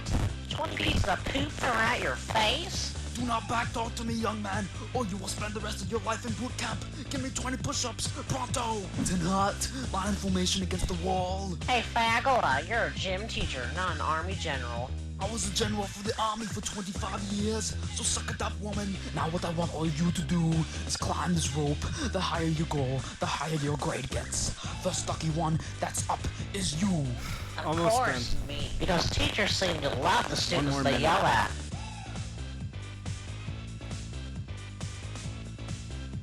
Hey, I can see Faggot City from here. Oh look, there's Elliot's house. Ah! F. Next. Spirit before base, ladies. Whoa, whoa, I think I smoked too many doobies. D. Next. You're kidding me.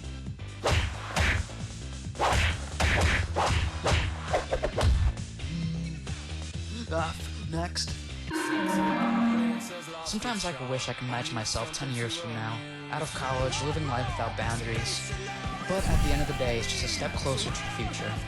The future tends to unfold as it should. Well, at least I think it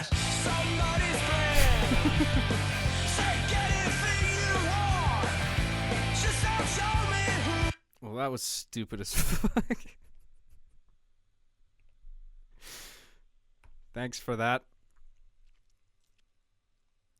So, Elliot Goes to School, I mean, everybody. I think does it for the reactions. I think everybody's had enough of that. Let me finish off the super chats. Fuck.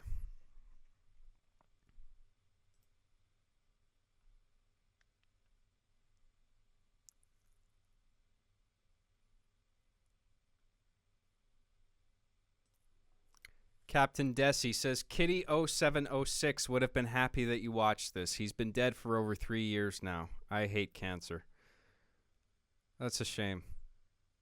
So that guy actually had cancer and he died. I know a few, I mean, it's obvious, but like, that's always sad when there's like a content creator who's just, I mean, anybody who dies from cancer, obviously, but man. That just sucks, you know? It's a real shame. I'm sorry to hear that he's not around anymore. Wonder what else is on his channel. His last video was 3 years ago, but all his content that he ever made is still available on there.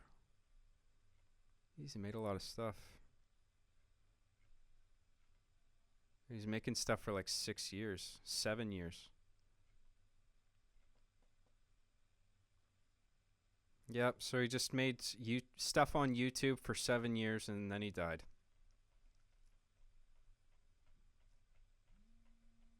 That's too bad.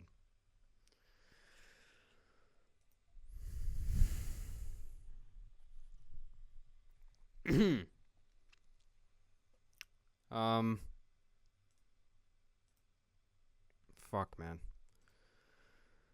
Yeah, I wouldn't wish that on anyone. All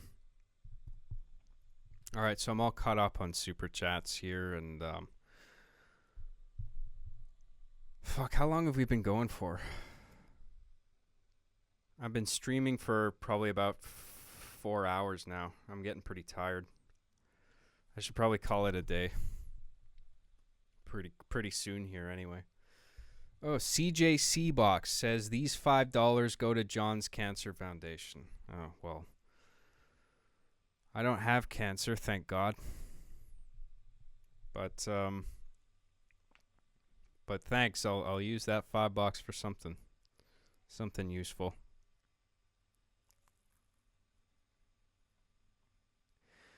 John, remind me, where can we download your RB and the Chief soundtracks? Is it free? Can we use your soundtracks with your permission, of course? Yeah, you can use whatever tracks you want. Depending on what track you use, you might get flagged like a copyright claim on YouTube. But that's only because a bunch of my tracks are in the YouTube Content ID system. So if it detects that you're using a certain track that I made, it could flag you, but it's not going to remove your video. It just means you can't monetize it. But you're still welcome to use my tracks in your videos if you want, if you're okay with that. And there are some tracks that aren't in the database yet, which you can use, and you might still preserve your monetization, but I can't promise that's going to last forever, because there might be a point where you use a track in your video, it'll be fine, but then later I'll put that track into the YouTube Content ID system, and then your video would be flagged later on. So as long as you're okay with it being flagged, I mean, I don't care what music you use. And if you want to download my tracks, you can go to SoundCloud. Oh, fuck. I just realized I've been doing this the whole time without any of the overlays on.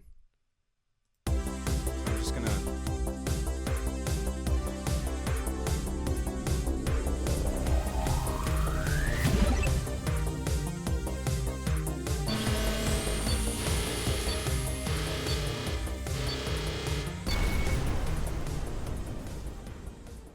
Okay, sorry about that.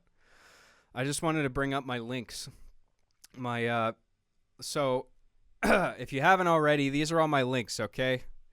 My website, my YouTube channel, my SoundCloud, my Twitter, my Patreon. Oh, fuck.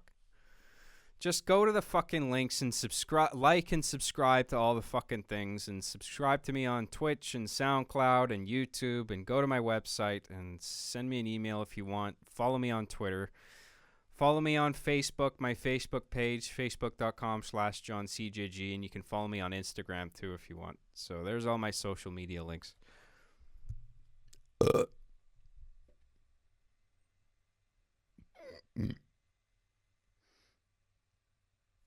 Excuse me. Okay.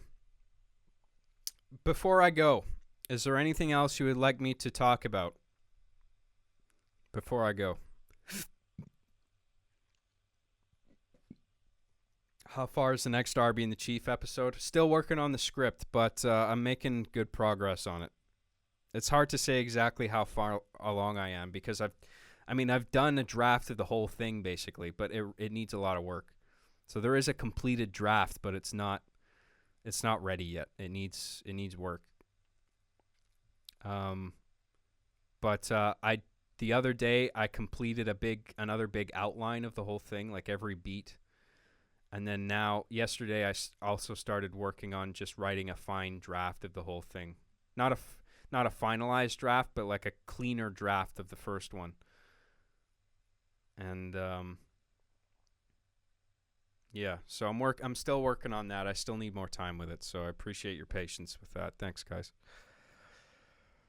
Although instead of writing and directing and editing, a cinematic machinima show, I could always drink cups of semen.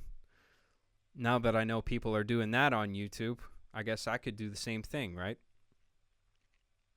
Stay tuned next time for See Me After Class, where I drink copious amounts of semen.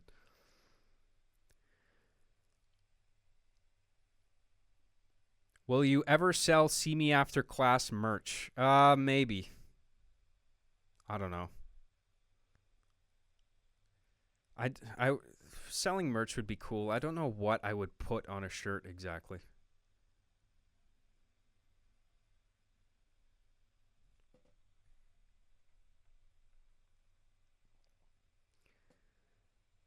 Can we end this on a good note? Now I'm thinking about dying and cancer. Sorry about that. Yeah, it's a shame. Someone super chat John about Robbie Rotten. Oh, Captain Desi says Robbie Rotten also died yesterday. Did he really? Fuck, man. That's terrible. Yeah, he wasn't doing too good for a while there, wasn't he? I thought he was doing better, but now he's fucking dead apparently. Shit. That really sucks. How long do you think the next episode is going to be? The way it's going, I expect it'll be around what it's been the past couple of episodes, between 40 minutes to an hour. Something around there. I can't quite say yet.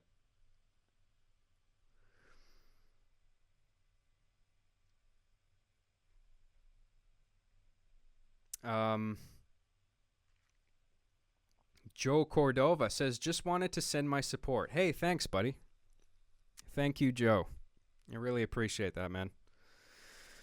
John, will you do a Season 7 commentary soon? Or at least Part 1 commentary? It's on that fan's channel. Yeah, I gotta dedicate a good day to that, though.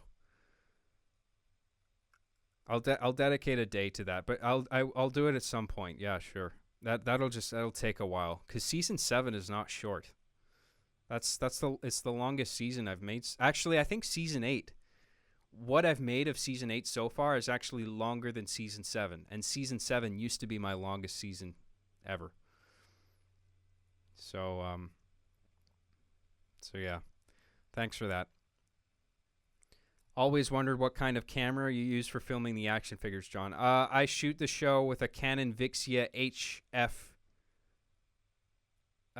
What is it? Canon Vixia HRFG20. I think that's HRG20 or HFG20. I can't remember the number, the model number exactly. It's one of those. Lone Star says, "What game will you stream next?" I'm gonna finish off Majora's Mask. I still got to finish that, and then after that, I think I'm gonna do Until Dawn on PS4. That'll be the next one. I want a "Let's Do This" T-shirt. That's pretty good. Seaman After Class merch. Oh, good one. Check out the Resident Evil 2 remake footage of Claire's camp. Oh, there's a new Resident Evil 2 video? Well, why don't we watch that? Are you guys cool with watching that? Because I'm actually interested in seeing that. Resident Evil 2 remake Claire. Oh, that's awesome. So it's just like the old game where you can play as Leon or Claire, I guess. That's fucking awesome. Okay, I really want to see this, so I hope you guys don't mind I'm watching this. So I know there's been some I'll finish off the super chats quickly, okay? So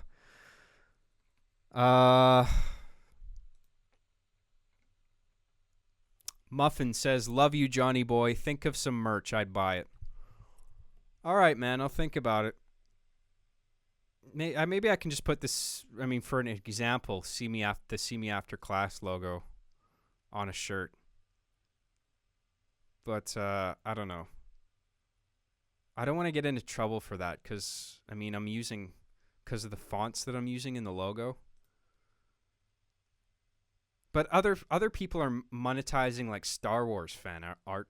I mean, if they're not getting into trouble, then fuck, who cares?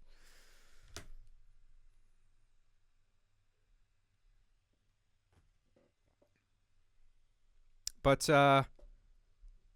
let's watch this Resident Evil 2 thing because I haven't seen this yet, and I'm really fucking stoked for this video game. So let's turn on desktop audio. Let's switch the camera. Oh no, PC2. Let's full screen this shit, and let's play this.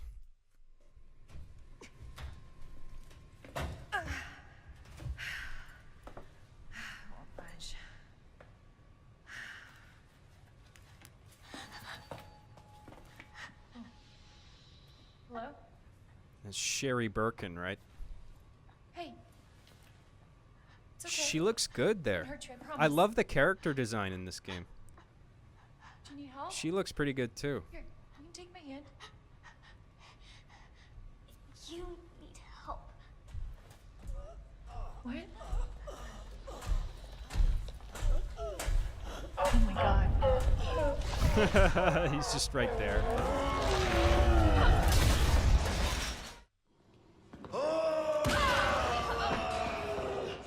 What the hell is that?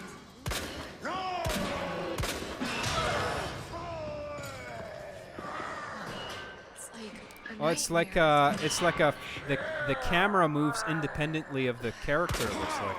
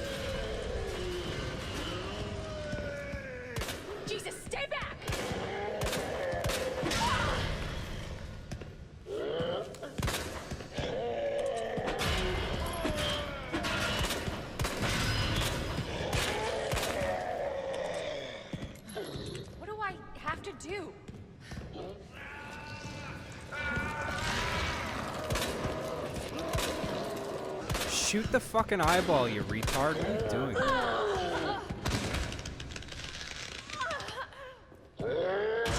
Hasn't this guy ever video games before?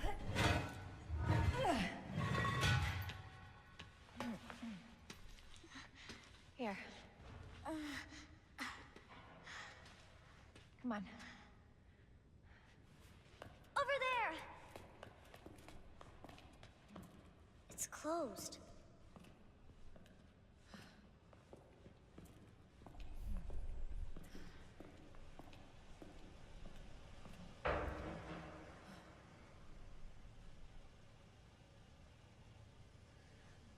This looks so fucking cool. I love this. Hell of an atmosphere in this game. Damn it. We need a key card.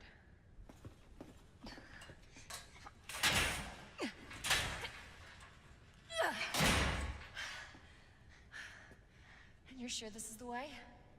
This is how my mom took me last time. Sherry? I've been looking everywhere for you, Sherry. Brave little girl to leave your house in the middle of this mess. On the ground, hands behind your head. You can't be serious. On the ground, now.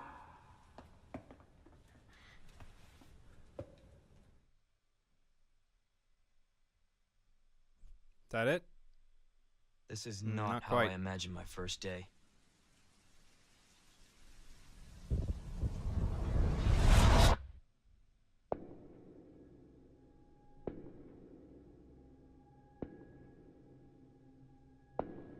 Due to the citywide outbreak, you are advised to take shelter at the Raccoon City Police Station.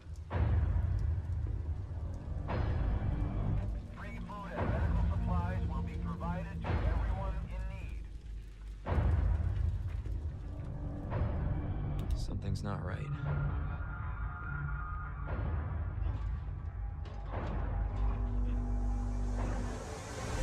Stay back, sir. I got this. What the?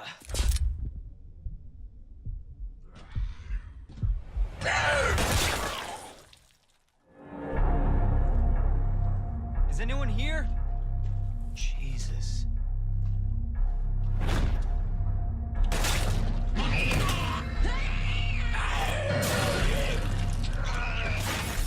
They're everywhere.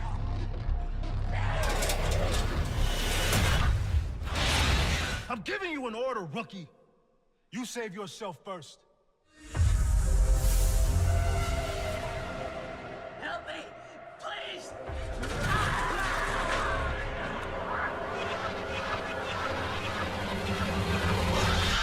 What in God's name?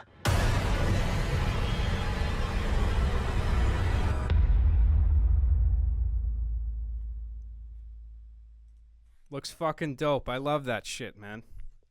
I'm looking forward to that.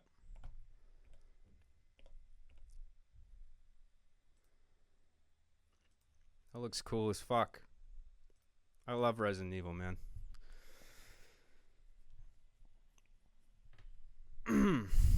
Let's see. Did I miss any chats? I think I got everything. Yeah, I'm good. All right, man. I think that does it for me. I gotta stretch my legs. My back's starting to hurt.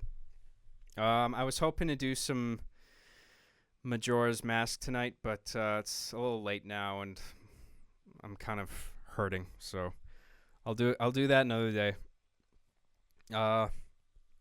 Maybe pretty soon.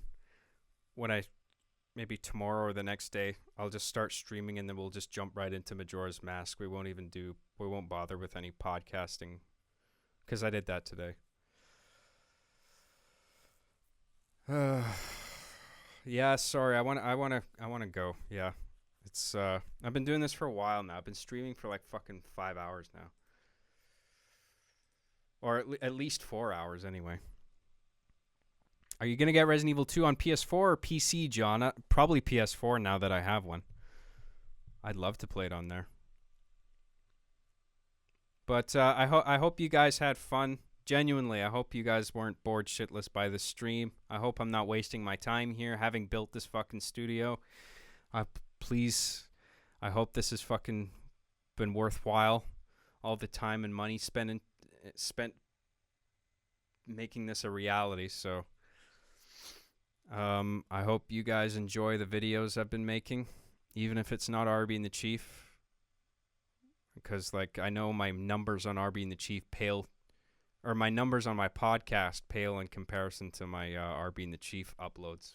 And everyone's just like, why don't you just upload Arby and the Chief more often? You'd have a way more successful channel if you just put out Arby and the Chief once a month. But I can't do Arby and the Chief once a month the way the format in that it is right now, like hour-long episodes. I can't do that once a month. Certainly not with the amount of effort I'm putting into the screenplays. I need time to work on them. So I hope in between those releases you guys are satisfied with the podcasting and stuff and you're not bored. All right, good. Yeah, everybody seems to have a good time, so awesome. Everybody's having fun. All right.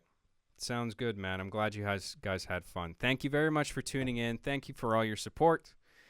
Like I said, once I've got all the equipment that I needed, if I'm still getting money coming in, then I'm going to use that as a budget for making a show or short film. Or Arby and the Chief, I'll use it as a budget for that, you know. So go to my website, go to my YouTube channel, subscribe and like and all that horse shit. You know the drill. Go to SoundCloud, follow me on there, patreon.com/JCJGraham if you want to be a producer. Speaking of, I'm going to roll the producer slate. So here's all the wonderful Patreon producers that are helping me out.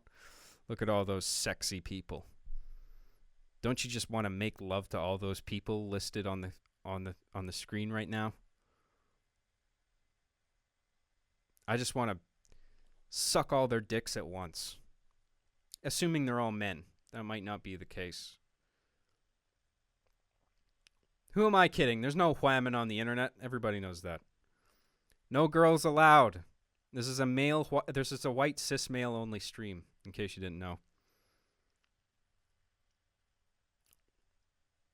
And yeah. So there you go. There's all my producers, and thank you very much for tuning in. I hope you had fun. I hope you tune in next time, and have a good night.